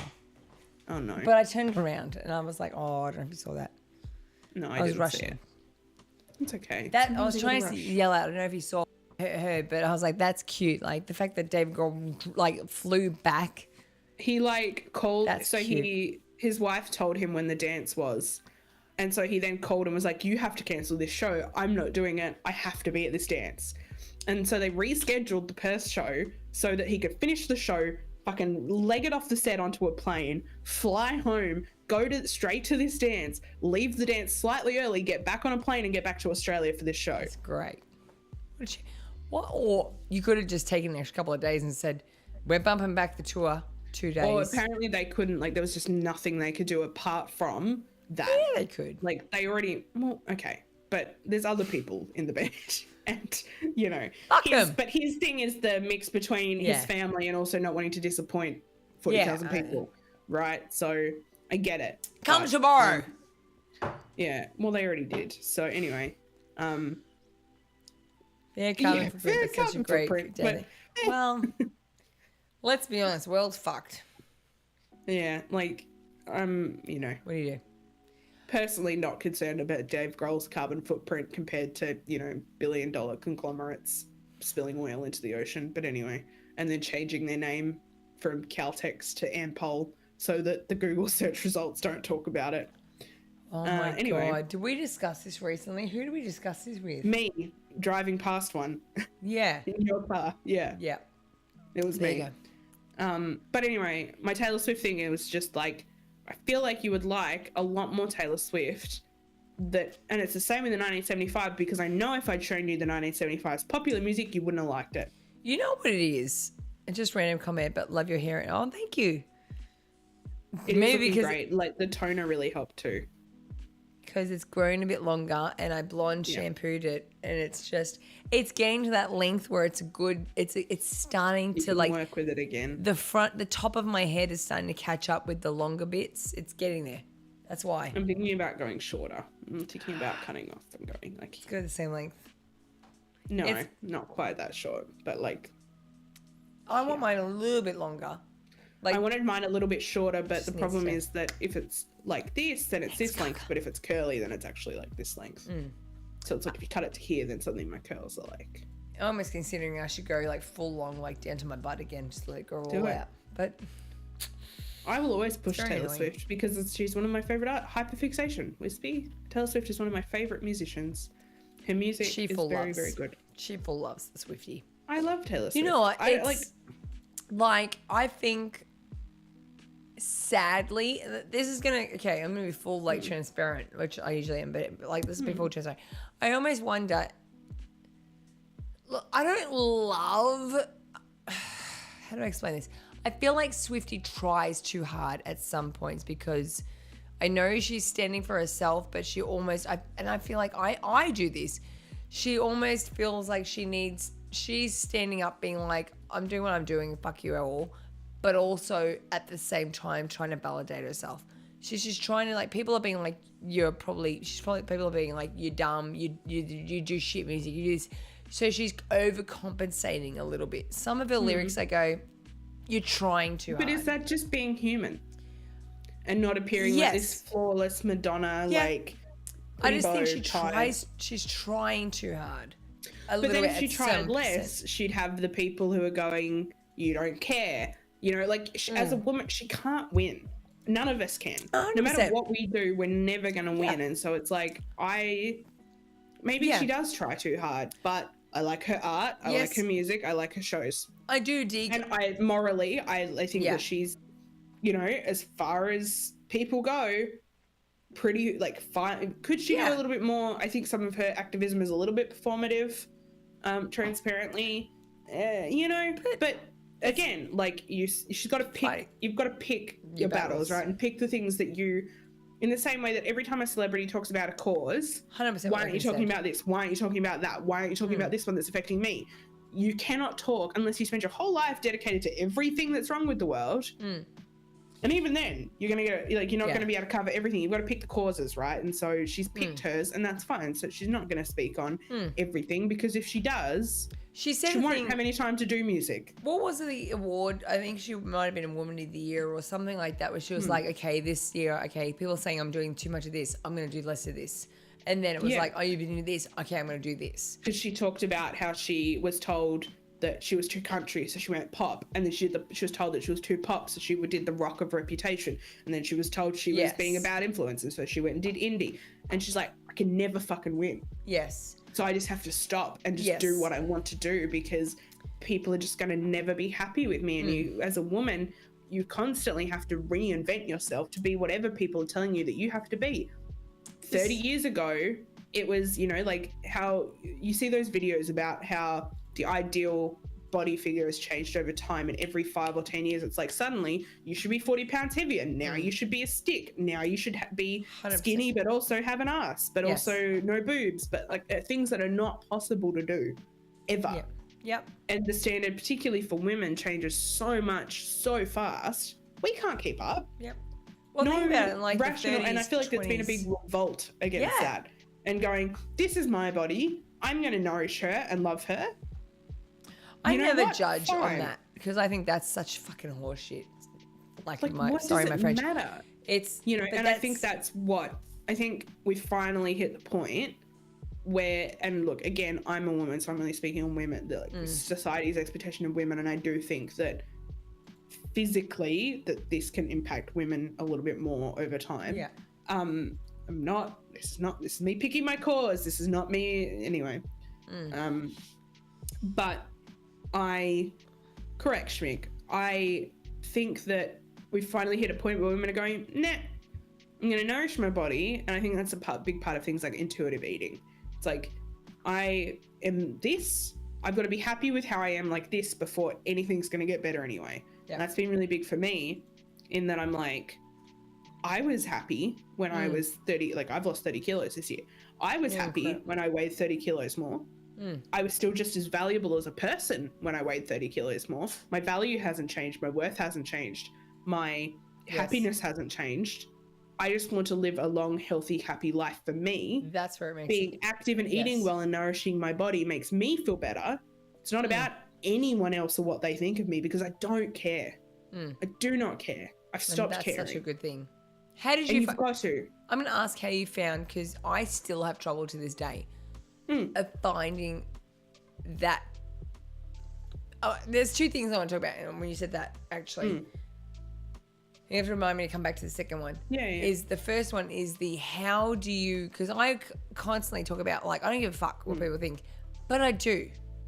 And that's really hard for me to accept. I go, you know, I don't give a fuck. And there's times I'm like, you know, fuck it. Like, I'll be on stream and I'm like, I do what I do and fuck what people think. But then I'll get off stream and I'm like, fuck, you know, or if I'm on at a gig dressing in like an outrageous way that I like to, I'm like, that's, you know, and people are going to look at me and think I'm a dickhead. How do you get to that point where you just go simply, I don't give a shit?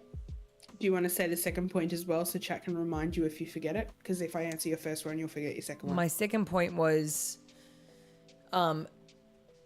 healthy. Let's just say healthiness. Health. Okay, good. So first point, I realized that the people who care don't care. And that I don't want to be But how do you around because- deeply recognize that? Because I feel like I do the same thing. You recognize that, cared but about for long enough for me, and I was reaffirmed by people and around people who didn't comment on my appearance. In the time that I have lost 30 kilos, one person has commented, oh, you're looking really good. I looked really good 30 kilos heavier. I look like, that was my flesh suit that I'm still in. Like, I'm still the same person that I was. Did you say flesh suit? Yeah. Yeah. Yeah. So I've never... this is just a flesh suit. Yeah. Like, I am the same person now that I was in February. Yeah, you were. I mean, I'm not, because I've gone through self-development, because I went through a breakup in February and have since like transformed. But that's not about my physical appearance. Like, your body is just a flesh suit. Yeah. Like, that's all it is. It's literally just, you are just some bones and some skin and some muscles and some fat. Yep. On sticks. And we just walk around and do this really fucking wacky thing called life. And we get maybe 80 years of it, and then we're dead. Yep. Why would I'm so anxious as a person about the very limited amount of time that I get to exist on this planet and do life.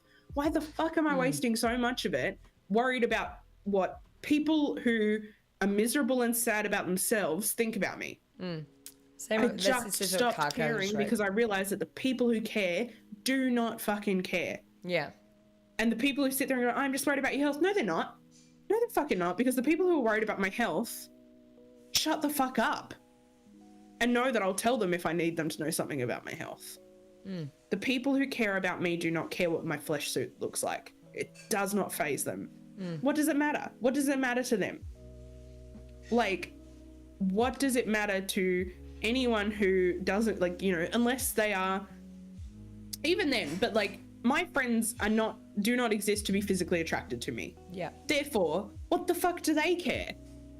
Like, and if they do, they're not very good friends. And so I just evicted all of those people out of my life over the course of me getting healthy, because they couldn't cope with me feeling better about myself. As soon as I started feeling better about myself and feeling confident about myself, that was a threat to people. And so they couldn't cope with that. And so they would try and put me down. And guess what? I fucked them off. That blows my mind that people would like just... It goes back to like, it's a weird cross between... Ricky Gervais did a skit that was like, when he lost a lot of weight, he was like, people are, oh, you look like you're good. And it's like, well, it was the whole thing of like, well, I'm healthier now and I'm better because I'm surviving better. Why are we rewarding people saying, oh, hey, congratulations, you've lost weight? It's like, you're congratulating me for being healthy and making better life fucking choices. You don't know, but you also don't know why. You don't know why someone lost weight. 100%. Did someone lose weight because they have cancer? Yes. Do they have an eating disorder? Yes. And that was the case for me. Yes, but by that, I don't mean that as in a No, like... no, I know what you mean. Yes, as in the point that where it's like, well, why it's such a... It really is a sensitive topic to talk about. It is. But it's the whole... And he was like, why were people not telling me that hey, maybe you should because for your health, like things. But then the fact that you're saying that people were like felt threatened by you because suddenly society divided looking better or whatever. Then they are. Then that's like truly fucked. Like, I don't think anyone should comment on anyone else's weight ever unless they're in a close enough position with enough context, like a doctor, to do so. Yeah. Because my health doesn't actually directly correlate to my weight. Well, it's and like I'll tell anything, a story isn't about it? Why. It's like When anything. I was 18, yeah, exactly. When I was 18, I got really sick. I got cholecystitis, which is sort of a long story short issue with my gallbladder. Yes, please hydrate. I'm out of water, so I will soon. I had to have my gallbladder removed. For a period of 3 months, I could not eat any fat.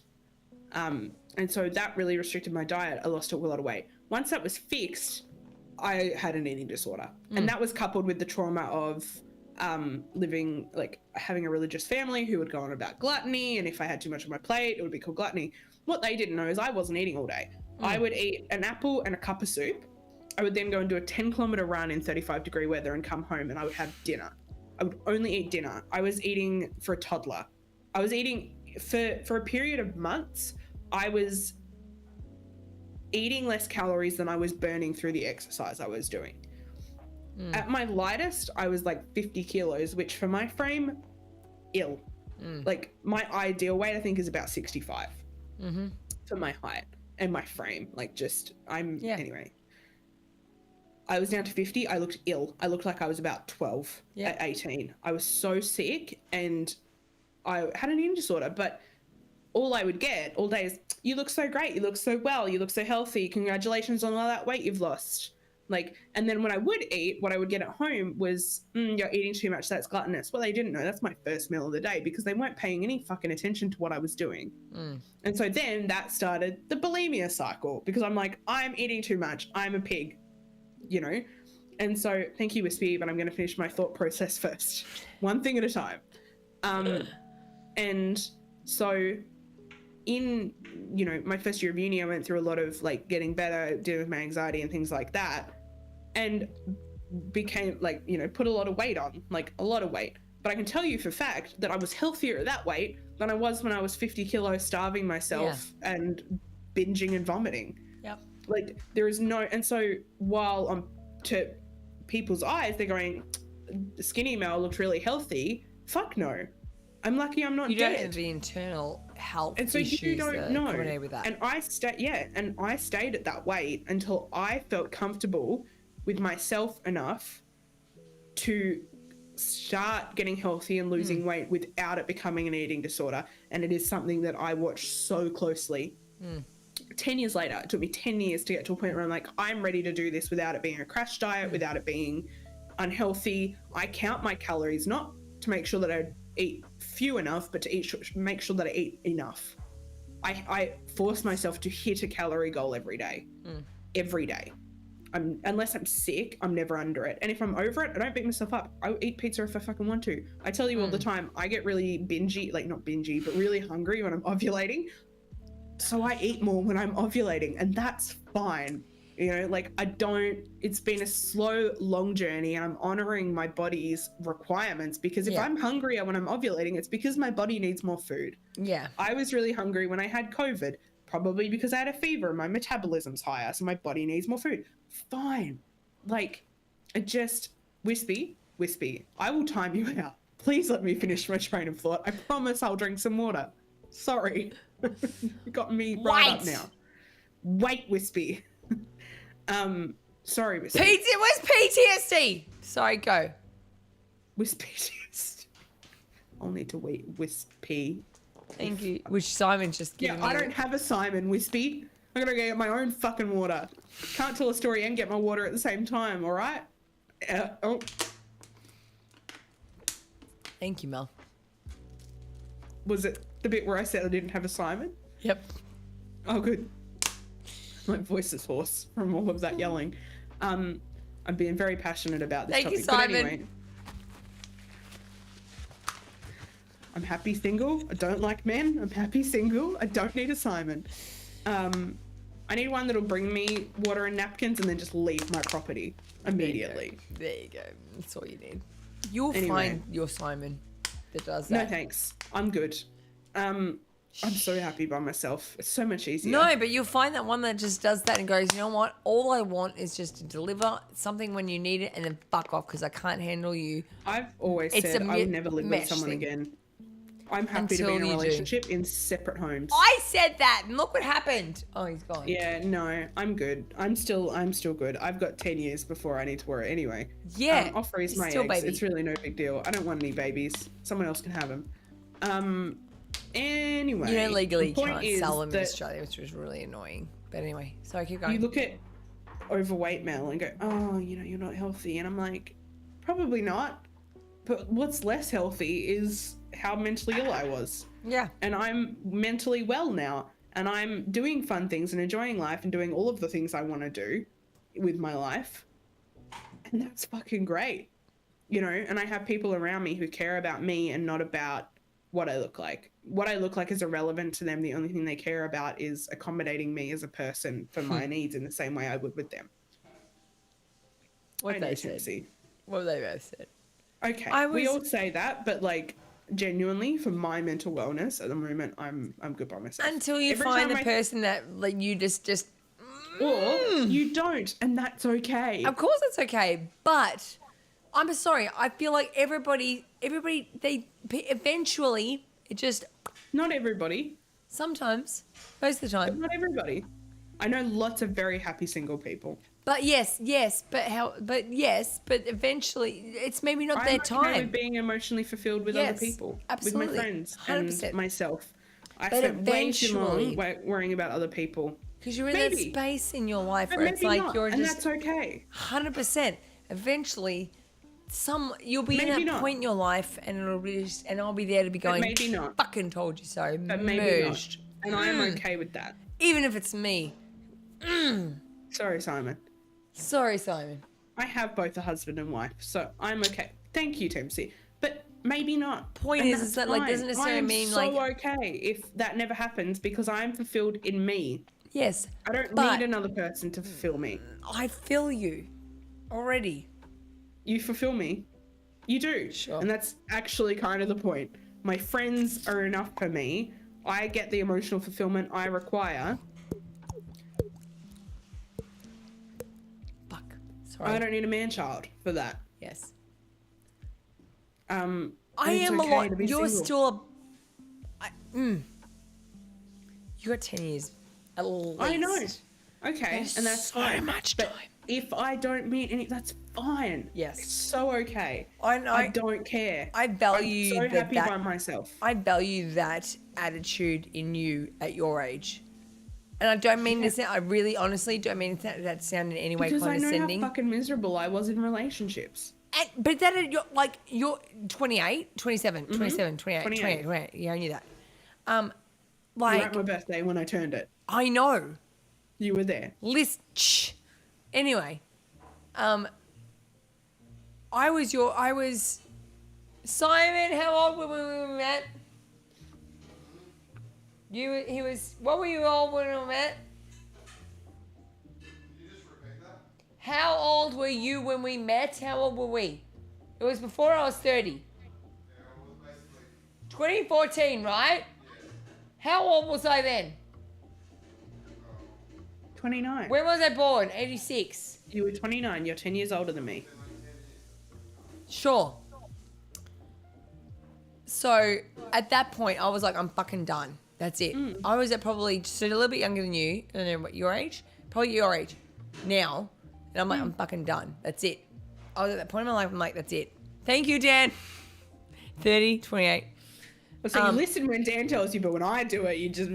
Because Dan is like he's like friggin'. No, please continue. Tell No. me all about. Because we're the same. We need Dan as our like center, like, you know, what do you call it? Like with the This thing is that. just like when fucking Dan and Shane were surprised that I would make a TikTok. No, that's not the Christ, same. You all underestimate It's me. not the same. It's because you and me are the same person. You're like me 10 years ago. You're going to find Yes, the love of which your is life. Why I was telling you. You're going to I'm- find. Okay, everyone, fast Erin, You're going to Erin. find the love of your life next year. I No, guarantee it. No, I don't want That's to. what I always like it now. And you. Just because something happened to you doesn't mean that it has to happen Blah, to blah. me. No, I'm not trying to. Thank you, Simon. No, it's just Mel's just trying to say that she's okay if it doesn't happen. No, I know. I know. Thank you. And Simon. It sounds like you're trying to convince her. No, to I'm really. not. No, I'm not. I'm not trying to miss. That's No, what it sounds like. that's Sounds not what like I you're mean. yelling at her, telling her. I am yelling with her. Mel, Sorry. you will meet the love of your life. Mel, you are perfectly worthy and capable and are completely whole in yourself. I Yes. feel like you are going to feed. You are going to feed and meet No, love of your life in the next 2 years. I don't want to. I know. I felt like that too. But that's not That's the point. great for you. I'm okay. I No. don't need. No, I know. But you look, even if that I am doesn't happen. happier by myself. I've been happier by myself, and I've only Yes. been by myself for 10 months. And I would like to enjoy that stage of my 100%. life where I am focused on working on myself because I still have a lot of work to do on me. I'm Yes. still like, and that's fine. I am okay. Warranted. I am I a do. very different person to you when it comes to those kind of romantic things. That You're is probably where we accurate. are very different people. You're probably accurate. I am, one, traumatized There- and sick of people. I'm not saying you're not traumatized. That's not what I said. I'm saying Yes. that I have trauma Yes. that I'm still working through and therefore can't have a healthy relationship right now. I value And that. two, Sorry, I'm not sexually driven as a person. And so I have no like must get laid right now drive. Not interested. Wow. You're cool. I'm that person, you know, those when they have those quizzes that are like, would you rather give up food, water, wine, or sex? No. I don't And know. I'm that. always like, sex. If you told me today, you sat down and went, Mel, you can't have sex for the rest of your life, I'd be like, all right. I've fine. never had that. Wait, what? They come up all the time, and everyone's like, oh my God, I could never give up sex. I'd give up food or wine. I'm like, I would never give up either of those. yeah. I mean, Sorry. I would give up wine, but like, because I don't really drink. But Yeah. like, I just have, I'm fine. Yes. You know what? Honestly, is envy the word? 16. I got it, Lurkin. I got it. You flirted Erin with In Simon. tea. Yeah. Look, I think that's honestly. This is my own honest organization. I really envy that. I really envy that, and I'm not saying like he's one of the best things happened to me, but I struggle with being okay with myself. That's a big problem for me. Is Now- being okay with, and Yeah. I do envy people. That's why I think I asked you earlier about how you're like, how do you get to that point where Okay, you're yeah. okay with going fuck everybody else? Because I didn't have a choice. Yeah, What was the alternative? I am by myself. And I've said that before, right? Like, but also don't misconstrue me. I'm in a fight with you because you're antagonizing me. There's times I'm like, I envy how healthy your relationship is with Simon. I've never had a relationship like that where it just works, or someone who's been very empathetic. I hear about some of like the patience that Simon shows with like I've never had that. I was always a burden on my partners despite carrying 90% of the emotional work and Yeah. mental labor of the relationship. I was still a burden for ever having a need. yes, that was me, so- 100% until him. Yeah, That's what and I mean. I'm saying. Like, I 100%. see that and I envy it, right? I don't envy it so much that I'm like, I want that. Like, no, I don't. I think you really and am I okay. envy each other in different ways. Yeah. Where it's like you are so comfortable in yourself, and I've never been. Probably But with you the ADHD thing. appear more Yes, of course confident I than do. I do as an extrovert. Of course You're I far do. More, yeah. But what seems to come out on the surface, and we were speaking about this before, is in that this environment, talking with people and being like this fuels that confidence and that happiness in me. You take that me triggers out my of anxiety. this. Yes, and you take me out of this environment and I'm very alone. I'm very alone. You know, and I'm lucky that I have Simon now, but before Simon, like, you know, but there's even still times, and I do hate to say it, and I know you can hear me, and it's fine, but like, there are times that even still at this point where I still feel very alone, like, Yeah. in those circumstances, and that's I probably an understand. acceptance in myself that I haven't come to deal Yeah. with, and I I'm think not you perfect. have. You know, you hear it from me, right? Like, you know, on an intrinsic level where my anxiety lies. My anxiety is triggered far more by these things. Yeah. And that's actually something, I think I've said this to you, and I feel okay with saying this because I don't think, you know, but also I've said it's something about you and Dan that I admire and or envy is that, like, confidence in those situations that I just don't have. I'm constantly, like, checking myself out, and I'm like, it's not that I have any issues with how I look, but I'm really anxious about how I appear and what I'm saying, and do I sound stupid, and does everyone hate me? I don't fit in here. Everyone here is so much cooler than me. I have really bad imposter syndrome and rejection issues, Yeah. so any little thing I see, I'm like, bang, that's it. I feel like I'm rejected here, or even if I'm not. And I really struggle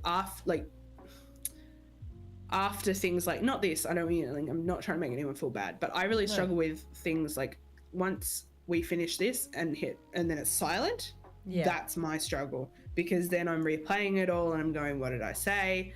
Did I overshare? Did I undershare? Did I make sense? Was I too emotional, too funny? Was I insensitive to interrupt? Snowball. Yeah. And then, because especially it's a little bit different now. I have friends in lots of times, which is very helpful. But when there isn't someone where I could I don't even need to dump. I just need to talk. Yes. And not even talk. It's just, how was your day? My day was good. Just distract. Just have a normal social interaction and be able to go to myself, wow, that person doesn't hate me or they wouldn't be talking to me. Yeah. I need that concrete proof that not everyone hates me, because in my head, everyone does. And I'm not innocent till proven guilty. I'm not like, everyone likes me unless I see otherwise. Everyone hates me unless I see otherwise. Yeah. That's my constant state. I'm the same. Yeah. Yep. But then it's weird because I see you and see your confidence. I'm constantly and it does not assessing. read. But it doesn't read like that. Yeah, of course. And so that's the funny thing about the envy. And I'm the same with Dan. I see the same in Dan. I'm like, man, I wish I could be like that. I wish I could be that sure of myself and confident and charismatic as you both are. If you can, Sorry, Dan, for dragging you into this. You can see this right now. You'll see once you pick up on little things that I do, you can see this chat can't see this, but you can see what I'm waving at you right now. Yeah. That little things. When you see that gripping, you can tell I'm getting anxious and I'm getting stressed, and I'm going fuck. So for those who can't see it, there it is. If you see that, I'll sit and play with something usually, or bite my cheeks. Yeah, that's a little Play thing. lips. You'll see, my hand. Yeah. I'm quite Gripping? significantly Yeah. gripping my arm. You can't see that when I'm sitting down here. You guys can't see that, but I'm quite significantly. You'll probably see you can't see it now, but I'll have piercings in my arms because I'm quite significant. That's anxiety, that's stress. You don't see it here because I'm probably trained from such a young age of doing this that it's keeping calm up here. It's the parts that you can't see. What you don't see. What you don't see. Ba-dum-tsh. Wait. Unmasking ADHD. The things that you don't see off screen that Using humor as a coping mechanism. Yeah, 100%. Using self-deprecation. Ooh, I love some self-deprecation. Yep. Do you find your friendships have gotten closer from doing these streams? Absolutely. You know, the more that it's constant. Well, look, I know I'm gonna have to reach out and say this because I know that I'm a loose cannon. Honestly, I mean, I might seem together on stream. I get off stream. I have no fucking idea what I'm doing. I don't know how to. Mel is so much better at organizational skills than I am. When I was a kid, I was like, when they were like, oh, here's, X amount of letters. Find the X amount of words you can out of these letters. I was at home doing hardcore hyperfocus, wanting to win. But when it comes to things like as I've gotten older, I don't know whether it's the ADHD thing. As I've gotten older, it's gotten worse. I feel like it has. It's very difficult for me to sit down and go, all right, this is what we're doing. And these are some logical, Mel is very good at planning things out. Okay, this week we're going to do this. Mel's good at organizing, putting the friggin' ADHD videos up. I'm like, what the fuck? Never. Look, a big part of that, right? Are you better than me at that, social? Yes. But I also, what I know is that you have a lot on your plate right now. And I also know how much stress and anxiety doing that social media stuff takes you just for Stop taking away from my praise of you. Sorry for yelling at you. I'm explaining why it is I've tried to take on as much as I possibly can from the podcast stuff. You contribute, I don't want to, you contribute a lot. You contribute most of the things. Simon made the logo in the background, and you guys all we contribute equally, right? Yeah. But I've tried to take the stuff off of you that I know causes you the most amount of stress that I can do. That's pretty incredible. What can I do? I can do enough video editing and things like that to make the TikToks and make them content that I'm proud of without, I probably spent 2 hours doing those 4 that I've backed up. But that didn't cause me any stress or anxiety. All that it did was at an event at some point, I was like, I'm kind of sick of listening to myself speak. That's enough of that, moving on. You know, like, that's fine. I'm sick of looking at my own face. And that's not like I look dumb or bad. It was just like, I'm sick of hearing me. Goodbye. I would rather hear someone else right now. Like, I have things to do or streams to watch. But I'm aware, I think, and that's probably coming back to Toffley's question, or is it Chiga's question? It's not for debate. Choffley's question. I try and take the things, I think that's how maybe our friendship has gotten closer in ways as well, as I'm cognizant of the things that are hard for you and you for me. And I've tried to take the things that are hard for you and do them because they're not as hard for me. Yeah. And there's things that you do that aren't as hard for me either. Yeah. You know, so I think there's that bit of reciprocation. I actually think that not so much the streams themselves, but the things around the streams are what have helped, not helped, because we weren't in need of help, but developed our friendship more. Yeah. I agree. It's even things of finding similarities in each other. I mean, I know that people, it's like, you know, you say opposites attract. Yeah, sure. But I think that similarities attract very well as well. We relate to a lot of the same things. And that's probably the thing that's grown. Yo, Edward, thank you for coming on in. Thank you, Edward. Thanks for joining our stream, as usual. Legend. Talking about the envy thing, Erin, I envy you and Simon, especially when you say how Simon holds you when you having a breakdown, which I have that. That, again, you got to... It's... Of course, I'm forever grateful for him. But it's... Not but, sorry, I don't mean but. But without saying but saying but, you've got to understand the turmoil that I went through to find Simon as well. Like, I wouldn't wish that on anybody. There. You know, that it's not like just suddenly I just had a Simon and I've never experienced any shit. I've gone through so much shit. You know, and I'm not wishing that on anybody and not saying that that's what you need to go through ever. Like, I hope that nobody ever has to go through the shit that I went through to find him, you know, but I wasn't short of a shit time. No. I was at a time where I was like, fuck this, I'm done. Stuff it. I was like, I always wonder if that's why Simon and I kind of found our way together, because I was like, Simon is not the type of person that I would have generally gone for. In terms of, when I say that, I mean as in, I was very strict on saying nobody older than a few years from me, because I saw, you know, like my parents have like a 10-year gap from each other, and they're great. But I would, like, you know, as they get older, I see some of the hurdles that they go through, and I'm like, I don't want to go through that. But, you know, I was like, I'm never going to date somebody this many years older than me.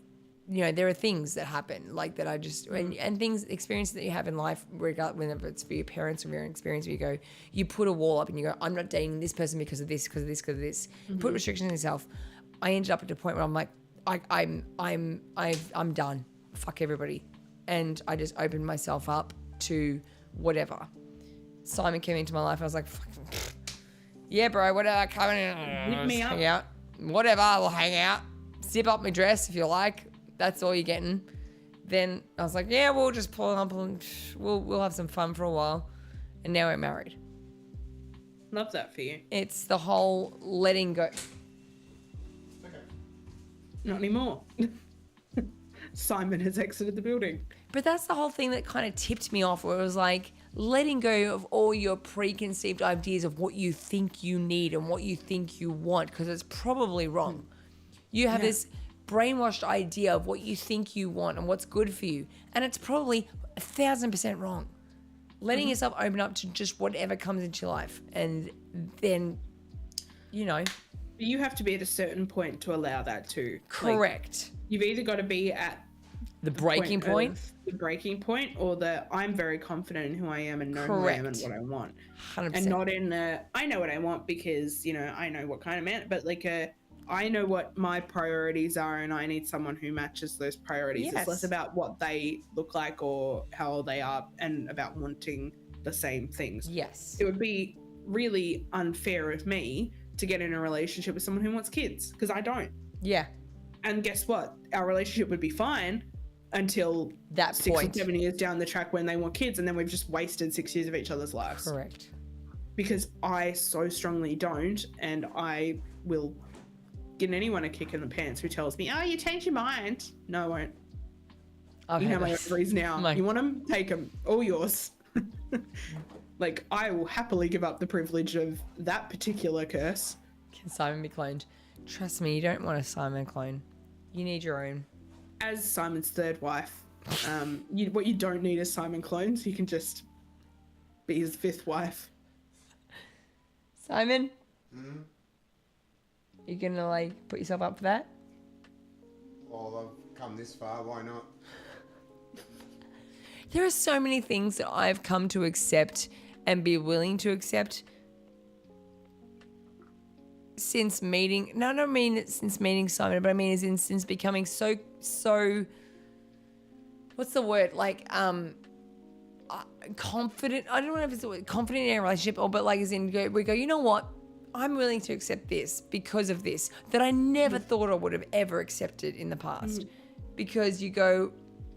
I trust that this is how life's supposed to be, or this is what I'm okay with, and this is what my values are at this point in my life, and it matches. And it's like finding comfort in, for me it was finding comfort in someone else that I was worthy of them, I was worthy of myself, that made me go, you know what, go off and do whatever you want. I trust you're going to come home to me, because you know what, that's just life. Like, I think that's why I identify with Taylor Swift so much. Because you know what you were saying about coming across as really secure but being insecure? yeah, I was just thinking about how I've gotten to a point in my life where, sorry, this is totally, you just triggered my brain. Is something going to, it was like a ping moment. Good, I've gone, go. oh, fuck. I was going to say, I've come to a point in my life where I'm secure enough in myself that if I'm dating someone, like Mel 5 years ago, you know, like if I was Simon and my partner was going to a strip club, I would not have been okay with that. Now I'm at I'm at a point in myself of security where I'm like, I don't fucking care. Go. Like, unless you bang her, I don't really care. You know, like, it's a bit of fun. Yeah, I don't look like a stripper. Like, fine. Because I'm like, guess what? I'm giving them my Kath and Kim. Moi. Kim. Moi. Look at Moy. I know there's no sex at a strip club. That's kind of my point. But like, if they want to bang someone else, that's their fucking loss of me. Like, that trust violated, it's gone, you know. But like, I don't care. Like, it's not that I care a lot, but I don't care enough. Yeah. I'm like, I'm giving you my trust. Like, it doesn't matter who it is. If I'm with someone now, I'm like, yeah, go hang out with your girlfriend, like your friends who are girls. I don't care. Yeah. But if you bang her, there's no second chance. Yeah. Whereas Mel before was insecure and wouldn't like that happening, but then when she was cheated on, would take him back. Yeah. Whereas now I'm like, yeah, you've got my full trust, but there's no second chances. Like, you've got it until you don't, and then it's gone. Yeah. And I do not once my trust is gone, I am the nicest person. Like, I genuinely am a very nice person. I know I can come across a bit abrupt at times. I tend to I can play that's bad defense cop mechanism too. sometimes. I would defend my friends to hell and high water, but do not wrong me. Yeah. Like, just don't like, and that's not a threat. That's just me saying that, like we were talking about earlier with the employment law stuff. Once that trust is gone, you will never get it back. Yeah. And you do not want to fuck with me. It's like, no matter how much you try, you might try, but it's never, it's like, yeah, it's done. No, it's gone. And I've had to acknowledge that it's gone. But on the Taylor Swift thing is, so I'm very secure like that, but I'm also very insecure in trying to prove myself. Yeah. Because I'm like, everyone hates me, no one likes me. And so maybe that's why I identify with Taylor Swift, because I'm the same. Yeah. I'm very secure, but I'm also very insecure.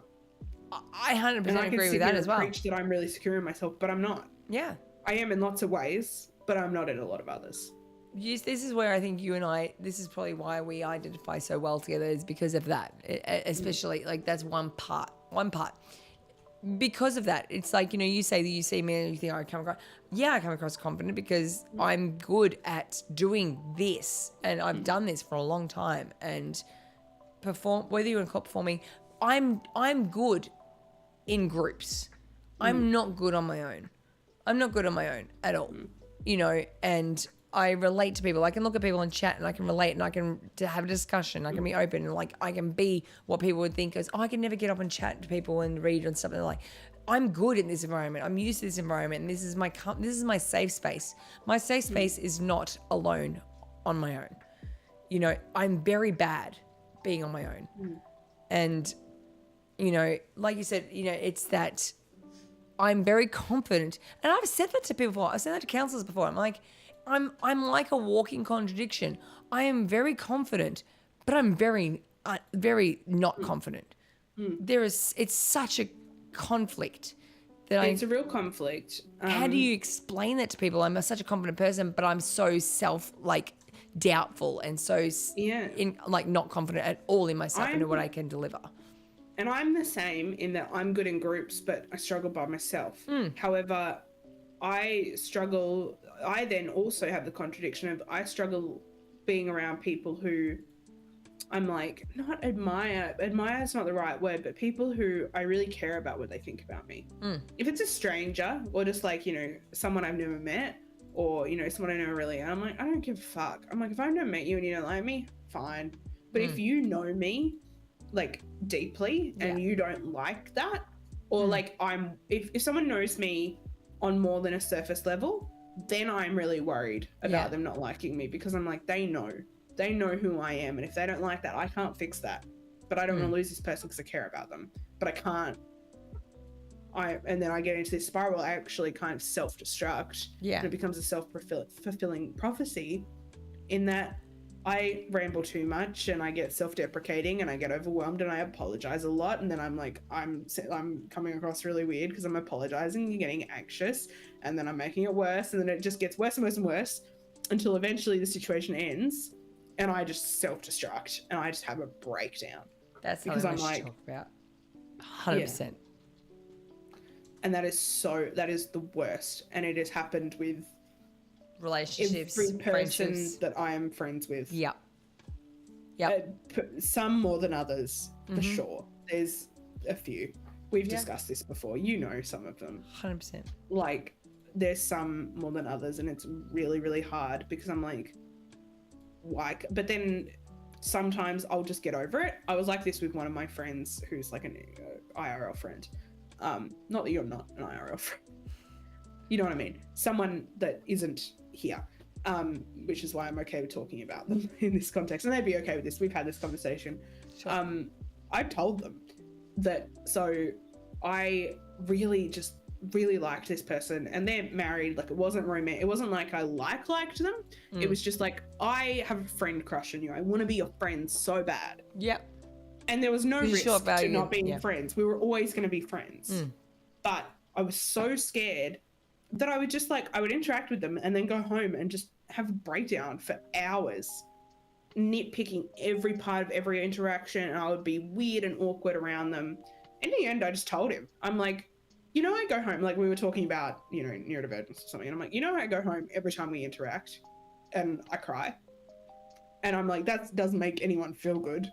But we were having, you know, it was a very deep conversation anyway.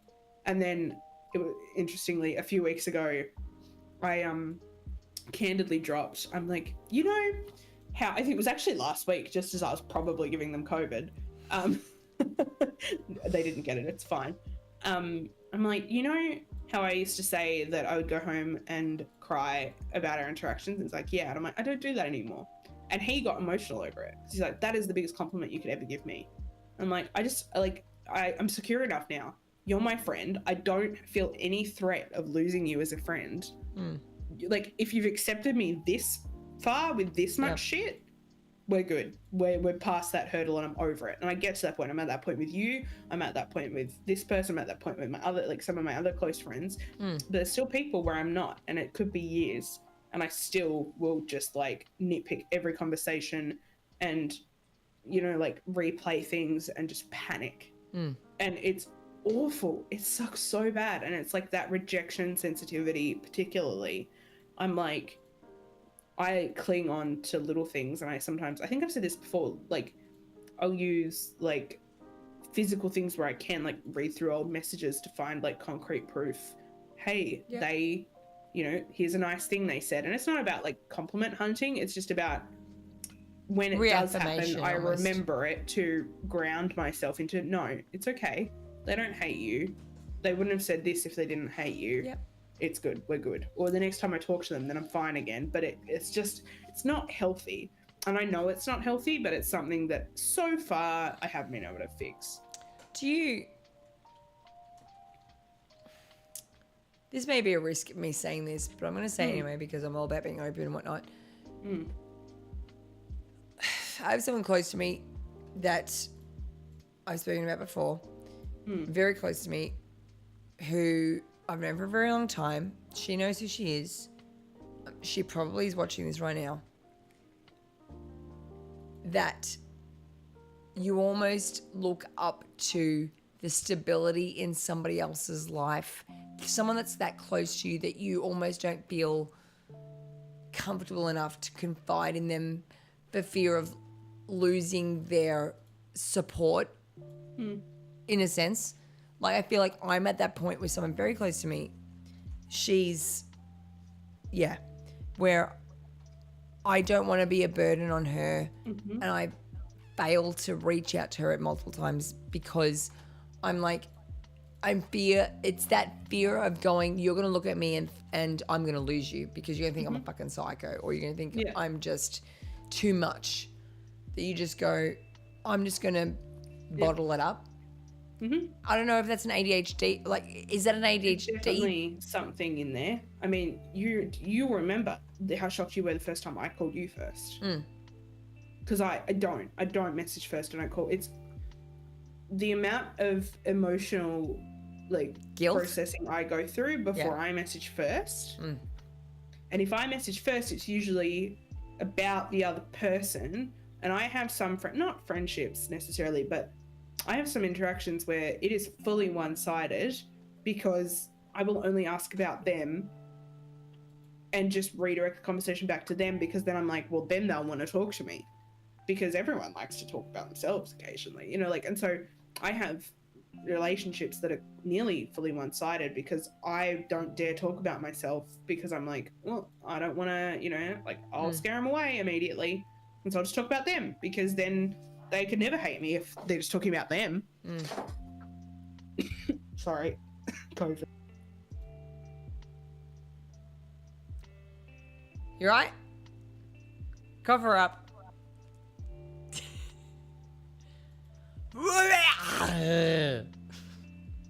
Sorry. I'm gonna go get some water. I'll be back. Do that. I'm gonna address in the chat. True. Like, well, I never thought of that as an ADHD thing before. TMC Joy, right? Ouch, bless you. It's something, I don't know whether that's an ADHD thing. If that's what you're referring to, TMC, what I was just mentioning. The person I'm talking about is someone, like I said, extremely close to me. She's one of my best friends. And we don't talk as much as I would like to, but I think a lot of that is probably on my fault, because I look at that, I look at her her life, and I think she's got her own family, she's got her own kids, she's got her own dramas, like her own situations that she much more important than my bullshit. And sometimes when I've got nothing but my own shit polluting my brain, I don't want to call her and burden her with all her shit, with all my shit, when she's probably just gonna be like, I automatically think she's gonna be like, oh, you're just calling me with all your fucking shit that means nothing. Like, and I'm sure, I know that she doesn't think that. Isn't that, but that's weird. It's like, I know that she wouldn't think that, but I automatically feel guilty and think that she might think that, and I don't want to be a burden on her. And it's like, it's really hard to get over. I don't know, again, I don't know if that's an ADHD thing or just a depression thing, or just, it's interesting on an occasion how we hold the opinions of others much higher. 100%, like, maybe that's just a societal thing. I have the same dynamic with people that I feel are sorted but appreciate helping me. Yeah, I often think like that too with my friends. Isn't that such a shit of a thing, that the people we're supposed to confide in, that are our friends and are close to us, that we have such fear that we're going to push them away by putting out, like, asking them for help, or, you know, we'll bury ourselves before we put our pressure on other people. I'd feel privileged if someone trusted me enough to open like I feel the same, Sloaney. So that's the thing that I used to and probably still do have significant issues with, where I think I would call, and probably why I stopped calling friends a lot, because except for my best friend, I got neglected a lot from friends, where I would be there, I'd call them with my problems, and I confided in them because I trusted them and I loved them, and I would call them when I had a problem, just like I would expect and hope that they would confide the same in me and call me when they were having issues, when they wanted to confide in someone, that they would trust me and would want my opinion and would want to discuss things openly with me, with their things they were going through. And when they didn't, and it was just me calling them, and then they just gave up and like, fuck this, like I never got the same reciprocal response. I always sat there and thought, they're like, you call and talk about yourself all the time. I'm like, well, I would always think, I'm confiding in you. I trust you as a human being. I trust you as my friend, and I'm confiding in you because I love you, and I trust your judgment. I trust your being able to analyze whatever I'm going through and be there for me. Just like I would hope that you would trust me in the same way, and you would call me with the same problems if you had shit. But you don't, and that would affect me greatly when people wouldn't trust me. It felt like people didn't trust me in the same way that I'd trust them, and that became really difficult. I'm thinking about you've been listening to that. Yeah, that became so difficult for me, feeling like I was less worthy of people's trust and confidence to rely on me for that, like for their issues and their problems, to want to talk to me about stuff they were going through, and I found that extremely difficult. Which probably made it so much more harder for me to start to confide in other people. Definitely. Two things. First thing, you get makeupless Mel, because I coughed so much I cried, and then I got raccoon eyes, and so I just took it off. I can't. You look just as beautiful as you did 2 seconds ago. I just have a bit of like mascara, like kind of like 2006 emo waterline black eyeliner vibes going, and I'm slightly wet. Excuse me, Dan. Quote that. No, Dan. No, Dan. I'm slightly wet. Dan. Quote. Please don't capitalize on my vulnerability. Quote. I really hope Dan's here. Really hope Dan fell asleep. If Dan's not here, I'm for doing his it. For his well-being, and also for mine. I'm doing it. Wait, just please hold for a second. Everyone wants to say hi to Garfield. Oh, no, you're shitting me. Oh, Garfield, please. Why? My pen literally broke when I pushed the... Great news. It's really... I'm so glad that you know someone who could send you a pen. Fuck. Hang on. Or several Put that pens. pin back on it that you just Mel, dropped. quote unquote. No. Fuck, what did she say? What did Nothing. she say? I said nothing. I'm Something about slightly being wet. wet. Something about being wet. Fuck. Oh, thank you, Dan. Thank you, Daniel. No, he quoted you too. Your name's first. It's fine. I don't mind that. It's fine. Thank you, You're Daniel. gonna go down with the ship. God damn it, Dan. I literally probably... Oh, Dan, you are in for it. I love you, Dan.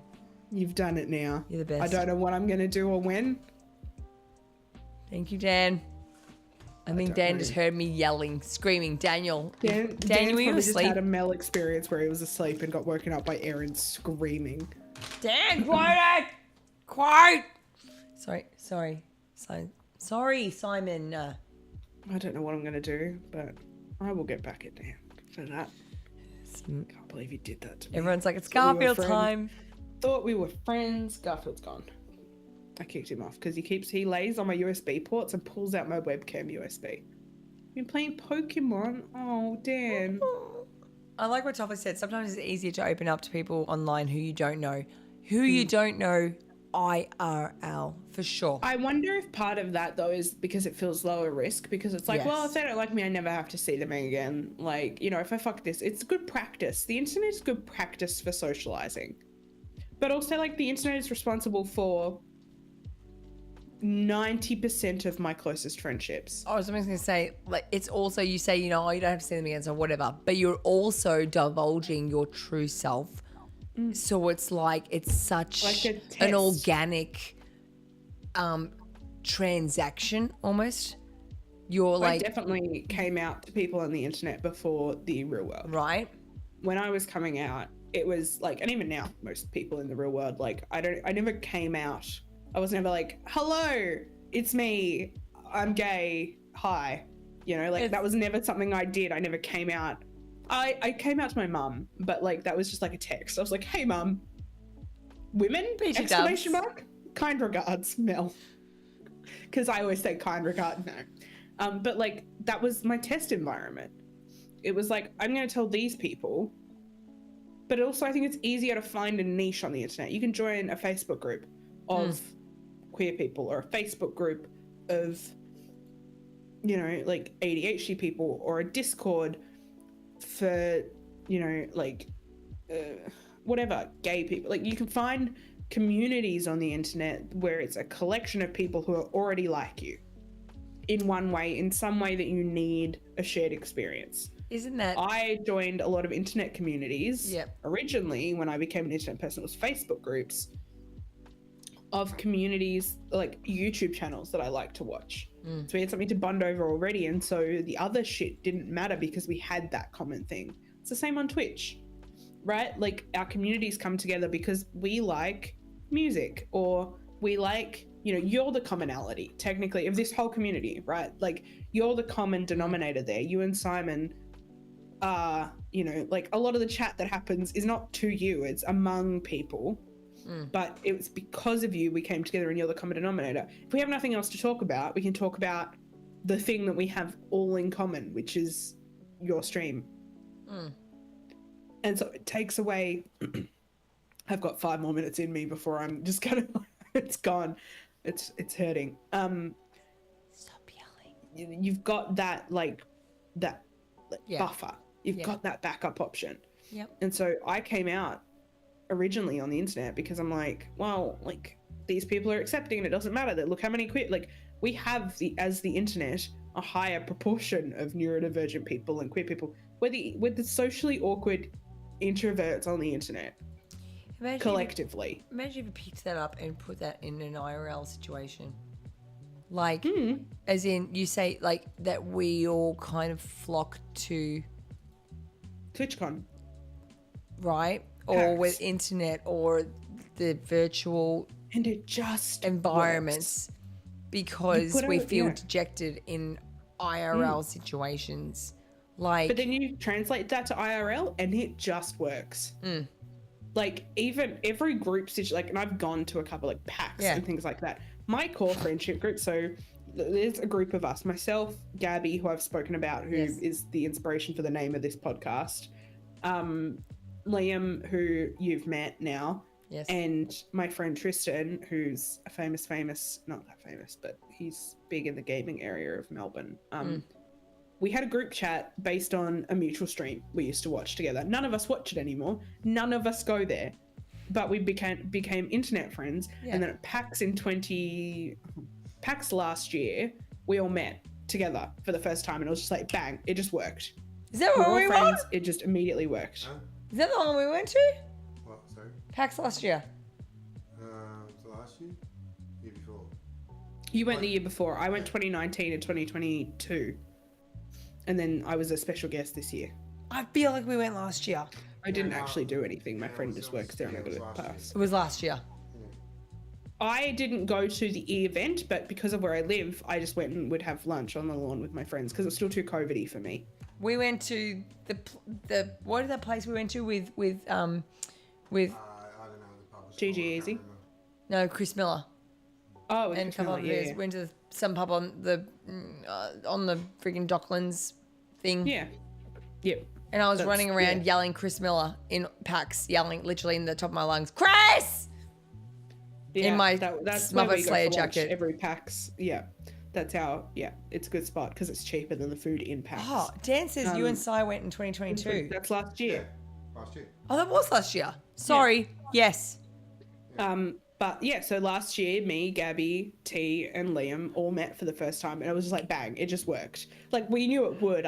We'd all met individually. I'm really bummed that we didn't meet. Sorry, keep going. But Gabby's in Sydney, Liam's Yes. in Brisbane. Yes. But we all met at PAX, and then it kind of became like we met again this year. We all got together this year. We took a little group photo. It was really cute. But Aw. it just works because you've got that common factor. You know, like same with you and I.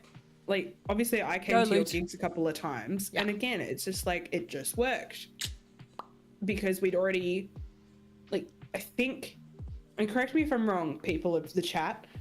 I feel like internet, we just get to the point. Don't Yeah. fucking sit and talk to me about the weather for 6 months. Who are you? What do you like? What do you care about? What's you? What's your personality? What's your innate? What are your fears? What are you like? What are your anxieties? Tell me. I want to know everything about you. And that's less creepy on the internet. We just share that shit. I share that shit from day. Yeah, but I'm weird. you know what I'm. Yeah, but you know what I mean. Like it's 100%. There is that preconcept, that concern that people have, that reservation that they put the wall up and they go, oh, society's not going to accept me. I'm going to put this wall up. so much dancing about it. But I like come out and go blah, and then it's on the drive home. I go, fuck. Right. too much? But that's why sometimes we don't have normal friendships with the normal world because we do that, and then people are like, I'm good. Yeah. And I go, oh, is that too much? Fuck, they just really What was assess that me. noise? Me? What was that noise? Something just dinged. Was that me or you? Something dinged. Who did something? Hang on. There was a I'm gonna ding? figure it out. There was a ding. I have friends I met online. What the fuck's live Oh, journal? someone followed me. Sorry, never mind. Yeah. That was a weird noise. Why did it ding? Small talk, yeah. I definitely go down that rabbit hole where I'm like, I start on something, then there's quiet, and then I like to fill the quiet because when there's quiet, when there's no one talking, I'm like, I've got to speak about something. So then I start on a trail, and then I've said something that's like bad, and then I try and correct Suddenly myself, you've and then I'm like, overshared very dramatically. yeah, and then I'm like, oh, I'm like, suddenly I've trauma dumped. Yeah. I didn't mean to. only because I thought I'd there fill the was space thinking it silence. was funny because I'm like, Yeah. oh, blah, blah, blah, blah, blah, because no one would decide to talk and it was quiet and I just filled things thinking it would be funny, but it was really awkward and it was real trauma, and then people are like, what the fuck's wrong with her? And then I keep filling it and then I keep digging myself a deeper hole and I'm like, just also wanna stop, touch on- Erin. I'm like, I don't know how. What Luke to Kill just said is really interesting to me because I'm the same.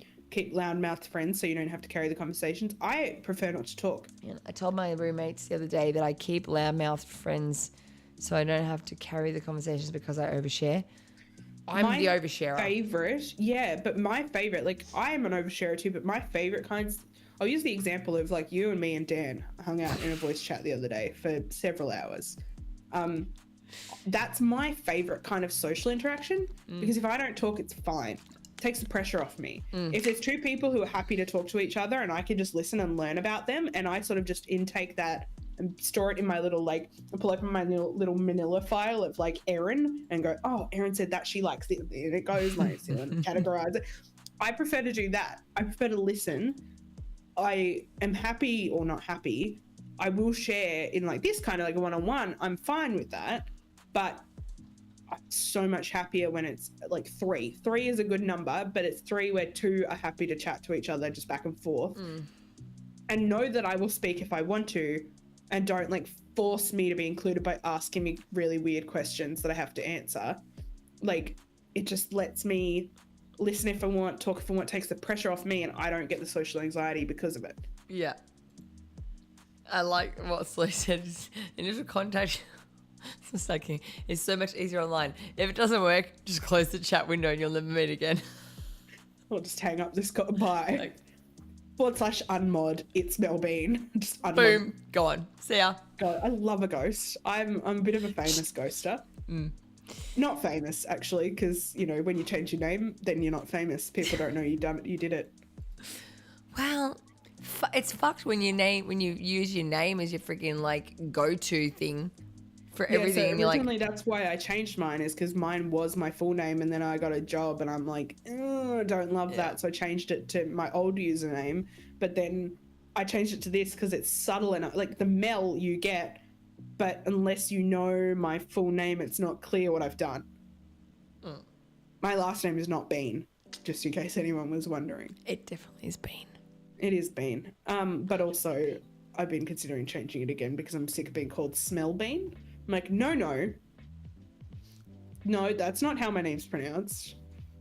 It happens on raids usually. People will be like, it's Smellbean or hi Smellbean. I'm like, no, bad streamer, unfollow. I'm not Mrs. Bean. Could you train it to? Never mind. I'm Mr. Simon the Third, Wispy. Did you just flick Simon or did you flick me? Name change. Oh, you flicked the bean. Yeah, okay, right, got it. Sorry. It Couldn't just help took myself. a second. It's alright. I should not be surprised at this point. Also, someone asked earlier where my Christmas decorations are, and I have a problem with that. I have a fucking Christmas tree right here. It's a cat scratcher Christmas tree. So don't come. But also, I'm not here for Christmas, so I decided not to have. We should do our advent calendars. I ate mine today. I'm sorry. I actually did mine too. I didn't eat it though because it was another fucking candy cane one. They're shit. What? I enjoyed mine thoroughly today. I'll put it in the post for you. Please do. I really don't like candy canes. I know. I thought you said fairy floss. No, candy cane. That was awesome. I don't like I was candy like, cane. I rated that one. So bummed. I'm really like the problem. I complained about the lack of Chupa Chups, but now I miss the Mentos. Oh my god! I put one back on you. I forgot to eat one because we ran out today. Yeah, so I have a Christmas tree, but I'm pulling the riskiest stint of my life. I'm flying home for 2 days. I fly out at 7 a.m. on Christmas Eve, and I fly back at 7 a.m. on Boxing Day. Why? Oh wow, Because that's tight. I didn't want to leave the cats for too long. No, I get that. Yeah. But that's when kind of the flights were a good price, and I like to fly in the morning because if your flight's cancelled, there's more options through the day to pick. But I haven't told nobody. I mean, no one here knows my family. No one told my family. I haven't told anyone I'm flying home except for one person who's going to pick me up from the airport. It's my aunt. I haven't told anyone that I'm flying home. I'm going to surprise my whole family. Some of them may be happy, but mostly my nan. My nan and I are really close. My nan was the person in my family who raised the kids when the parents were busy not being very good parents. She raised multiple of us at different points in our lives. So I'm surprising everyone, but the second part of that is like that way if my flight's delayed or cancelled, no one's stressed or disappointed or upset. Like they don't know. So if my flight was 3 hours later, they don't know that my flight was meant to be 3 hours ago. They don't have to worry about it. So yeah, I'm flying home for 2 days. I'm gonna dash in, dash out, and hope that nothing gets cancelled and I'm home for Christmas. So on that note, next week's podcast will be at not the normal time. Because I will be not in the state at my house. Although I guess we could do a podcast from my childhood bedroom, but my nan might find that kind of confusing. It'll be Christmas Eve. It'll be fine. Man, we'll do a podcast with Nan, telling my nan I have ADHD. Loved you, DB. So I just read your message. Oh, yes. And it's very sweet. There was a really good message. I don't know if you saw it from D up above too. If you'd like to. Which one? I think you'd appreciate that. I think the one I just read. No, there was that one and there was a longer one back a bit. Another long one.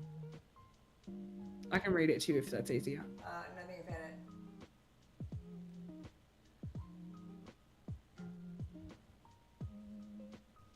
Yeah. Yeah. No, that's great. I got it. I'm really sorry to hear for your loss, Luke to Kill. That's really hard. We are here for you. Oh, yeah, that's tough. Yeah. I don't know how I'm. You know what? That's another thing that I feel like. I don't know if ADHD, if that's an ADHD thing, but like, it's the whole envisioning or it's an empath thing, and I think you and I are both pretty deep empaths. Talk about this maladaptive daydreaming, where you daydream full embody yourself in that is healthy, but you play through, and this can be good and bad. Like you can play through like good imaginary situations, but also very bad ones. Yes, I do that a lot, and it's pretty bad. I end up at a full pretty much. I've banned everyone from dying for the next 12 months because I had a really shit 2023, and so blanket ban just so everyone's aware. So Yep. please drive safely and make good choices because you're all banned Yep. from dying. No more. Yeah. I need a year off. Yeah. Unless it's me. Then I guess, well. Then, well, fuck the rest of you. Well, yeah. good I won't luck. know any Enjoy your different. grief. Enjoy your grief, I'm dead. But no one's allowed to die on me this year. I need 1 year. Actually, well, I mean, one of my grandparents is palliative, and the other one is probably going to be a year of dying. But that's fine. No death. We're manifesting. Or just come back as a ghost and be like, dude, I'm fine. It's great Really over this selfish of side. me. See That's you really in a selfish of bit. me. No one's allowed to die because I know that I'll have a mental breakdown again, and I'm not ready yet. Yep. You can't die because it'll impact me. Okay? Correct. Don't be a prick. Don't be a dick. How dare you? Rude. Erin saw how bad my mental health was in September. You want to do that to me? No. Rude. Yep. Selfish. That's what it is. You know, you want me to think that the walls are moving when they're not. You really want that? Because I don't. It's a. Garfield needs me, okay? Isn't that? Garfield doesn't need me at all, but. He's like, bitch, I got you. Oh, it's all right. Dan's his godfather, so if I die, Garfield's going express post to Las Vegas. It's in the will. That's the only thing in my will. I don't have any possessions. My will is literally just what I want done with my cats. I'm not even kidding. I don't even know. Garfield's not in it yet. I should probably add him, but that's a quick and easy one. That's an addendum. P.S. Send Garfield to Dan. XOXO. Mel. Yep. I'm pretty sure. Well, what would happen, Simon, if I got dead tomorrow? If I got dead. I got dead skis and haunted you. Would Harley go to you or Mum? There'd probably be a battle between. Custody. Better do a will. Probably should do a will. I don't really know who I'd put as. Do a will, everyone. Because technically, I'm the only person on Harley's adoption papers. Technically, there are no adoption papers for any of my cats, which is why I told this story about superannuation. I told the lady at the rescue I work for, no, you can't, Dan. Sorry. It's in the will. Because Dan, the problem is Harley's reaction to kitty cats is a little obsessive. And I'm Dan? not sure if it's like lovingly obsessive or like I want to eat you from the inside out slowly obsessive. We don't know. I mean, he nearly killed me, and I just smelled like cats. Yeah. Dan, I will leave you enough money to pay for the things that you need to pay for to have Garfield at your house. I just haven't tested.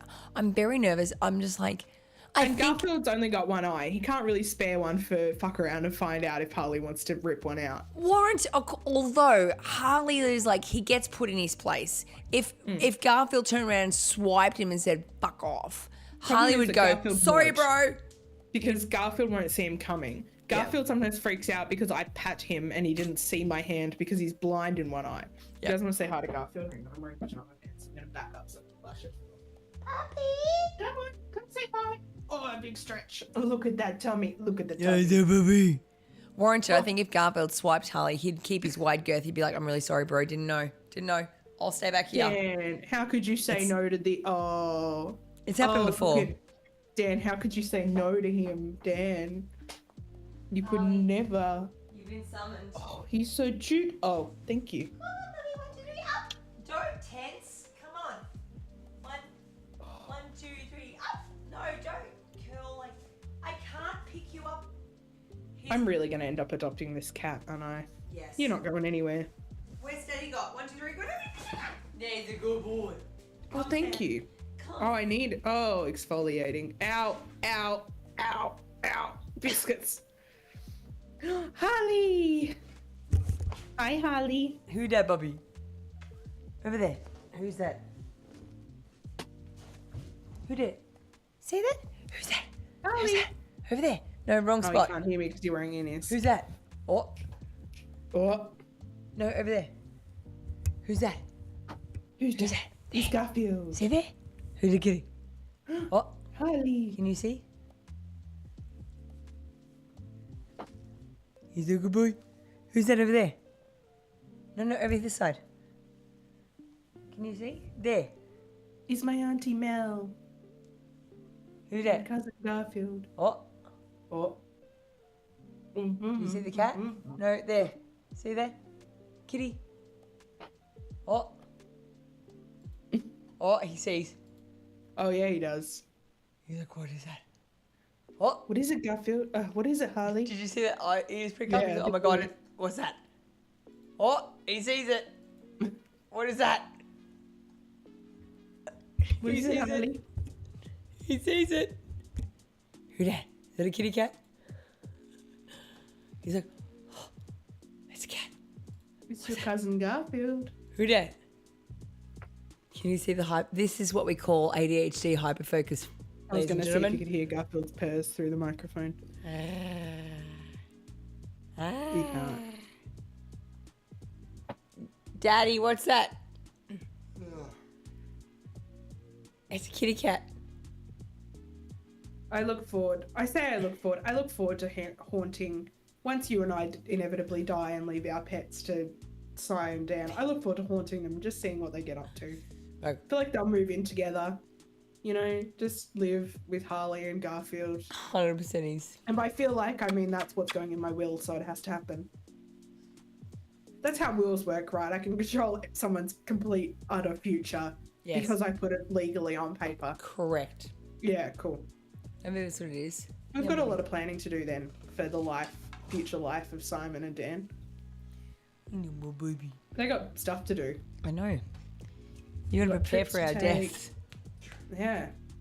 Yeah, our poor baby's a Buddha Baba. Speaking of, Harley's got a Oh, you just farted, dude. Come on. Oh, See, mate. I don't have that problem. Harley's got his checkup appointment tomorrow for his back. Good. He for those who don't know, if you haven't joined our Discord, please feel free Join to. I have a an incredible auntie who bought a pram for Harley, because those who don't know, Harley's had some pretty I don't know what that was. Harley's had some pretty significant back issues. He's got IBDD, intervertebral disc disease. He had a disc removed a couple of years ago, which was very expensive. And he's had another issue where the last week he was very, what's the word? He wouldn't move. He wouldn't eat. He was very lethargic. We knew there was something wrong. They suspected that it was another disc issue as a result of, and so he's under strict crate rest.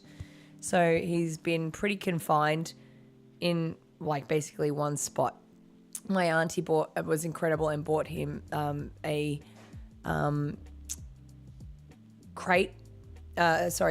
stroller pram. And he basically only fit in one, and it was one of the I felt so bad. I was like, it's one of the expensive ones. I'm like, he literally doesn't fit. We've tried other ones. He doesn't fit inside because he's an odd shape. He doesn't fit in any of them. So we got this one. We took him out today. Oh my God. The photo was so cute. It made my day. I had to go pick up a package around the corner from our house, and we went and pick it up. And so there's a video in the Discord Fur Babies section of Harley in the pram, us walking him up.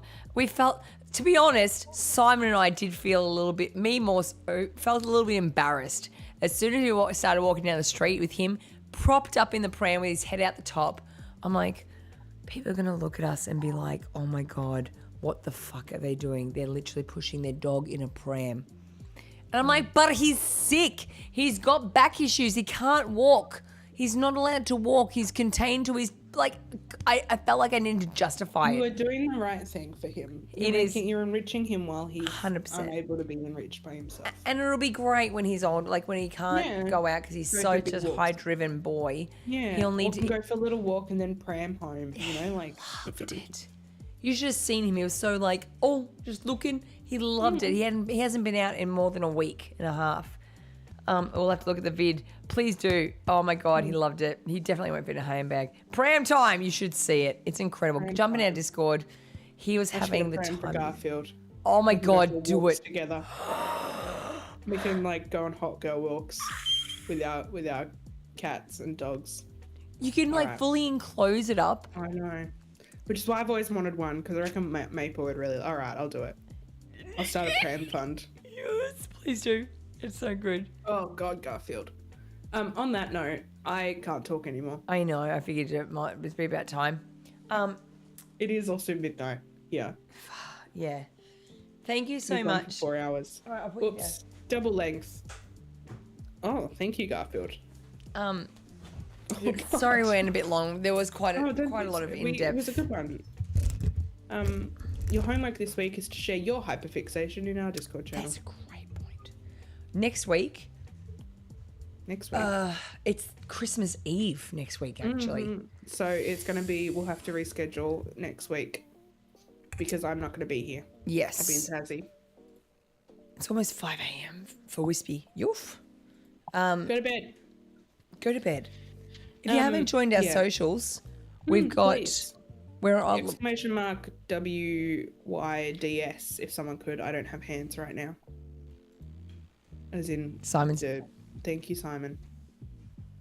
You should look at 4 prams not advertised for dogs. I have one I use. Hang on.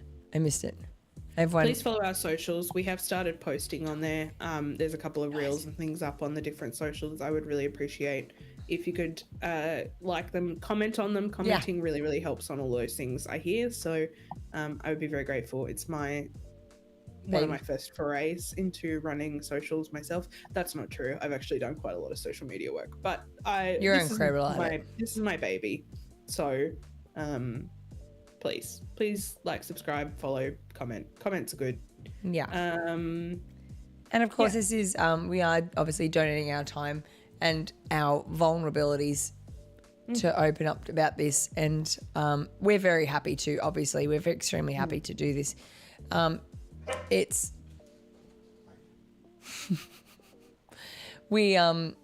it's ADHD is still, when I say a relatively new thing, I mean in the terms of being socially acceptable and people actually recognizing it as an issue, as a, not, I don't want to say it's a, it's not a disadvantage. We just think differently, and there are different things that it's a great way to open up and chat about things, and for people who may feel a little displaced in society as it is today to feel, oh, I relate to that, maybe this is something that you relate to, or someone close to you might recognize the things that we talk about in someone close to you, and it might help you understand them better. It helps to recognize that, you know what, we're not all the same. We think differently, and you know what, and that is perfectly okay. And it's a yearn for society to accept different ways of learning, different ways of thinking, and to accept us all equally, and to accept different workplaces, different learning curves, and different ways that we can pursue our lives in the best way that we know how, and make that positive and acceptable. So give us a follow on all the socials and like and comment, and come back next time. Please do. That's ultimately the goal, right? Is that, like, when you Google ADHD, what you see is symptoms and treatments and medical jargon. And I think for us, it's about, and I think that's what has resonated with people, is that it's about talking about what that looks in everyday It's about talking about what that looks like in everyday life. Yeah. It's contextualizing the symptoms into things that people can relate to or see in themselves, and talking about how neurodivergence affects us on a tangible and practical level, so that people can either empathize or sympathize, and either be more patient with themselves or be more patient with the people around them. And I think that's what resonates. And so and to not feel alone on the journey, please. Thank you. Yep. We're all, there are times when we feel certain things where I might look in, I'm sure Mel feels the same, things that we react to in different ways when we go, oh fuck, am I the only one that thinks that way? You're not. We're not. You're not.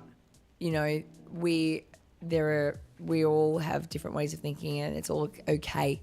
And we can talk about it, and you're a product of your environment, you're a product of what you've grown up with, and that is perfectly okay, and it's how we deal with things and how we move forward is the best way that we can be accepting of each other, and the best way we can be accepting of ourselves and make a difference.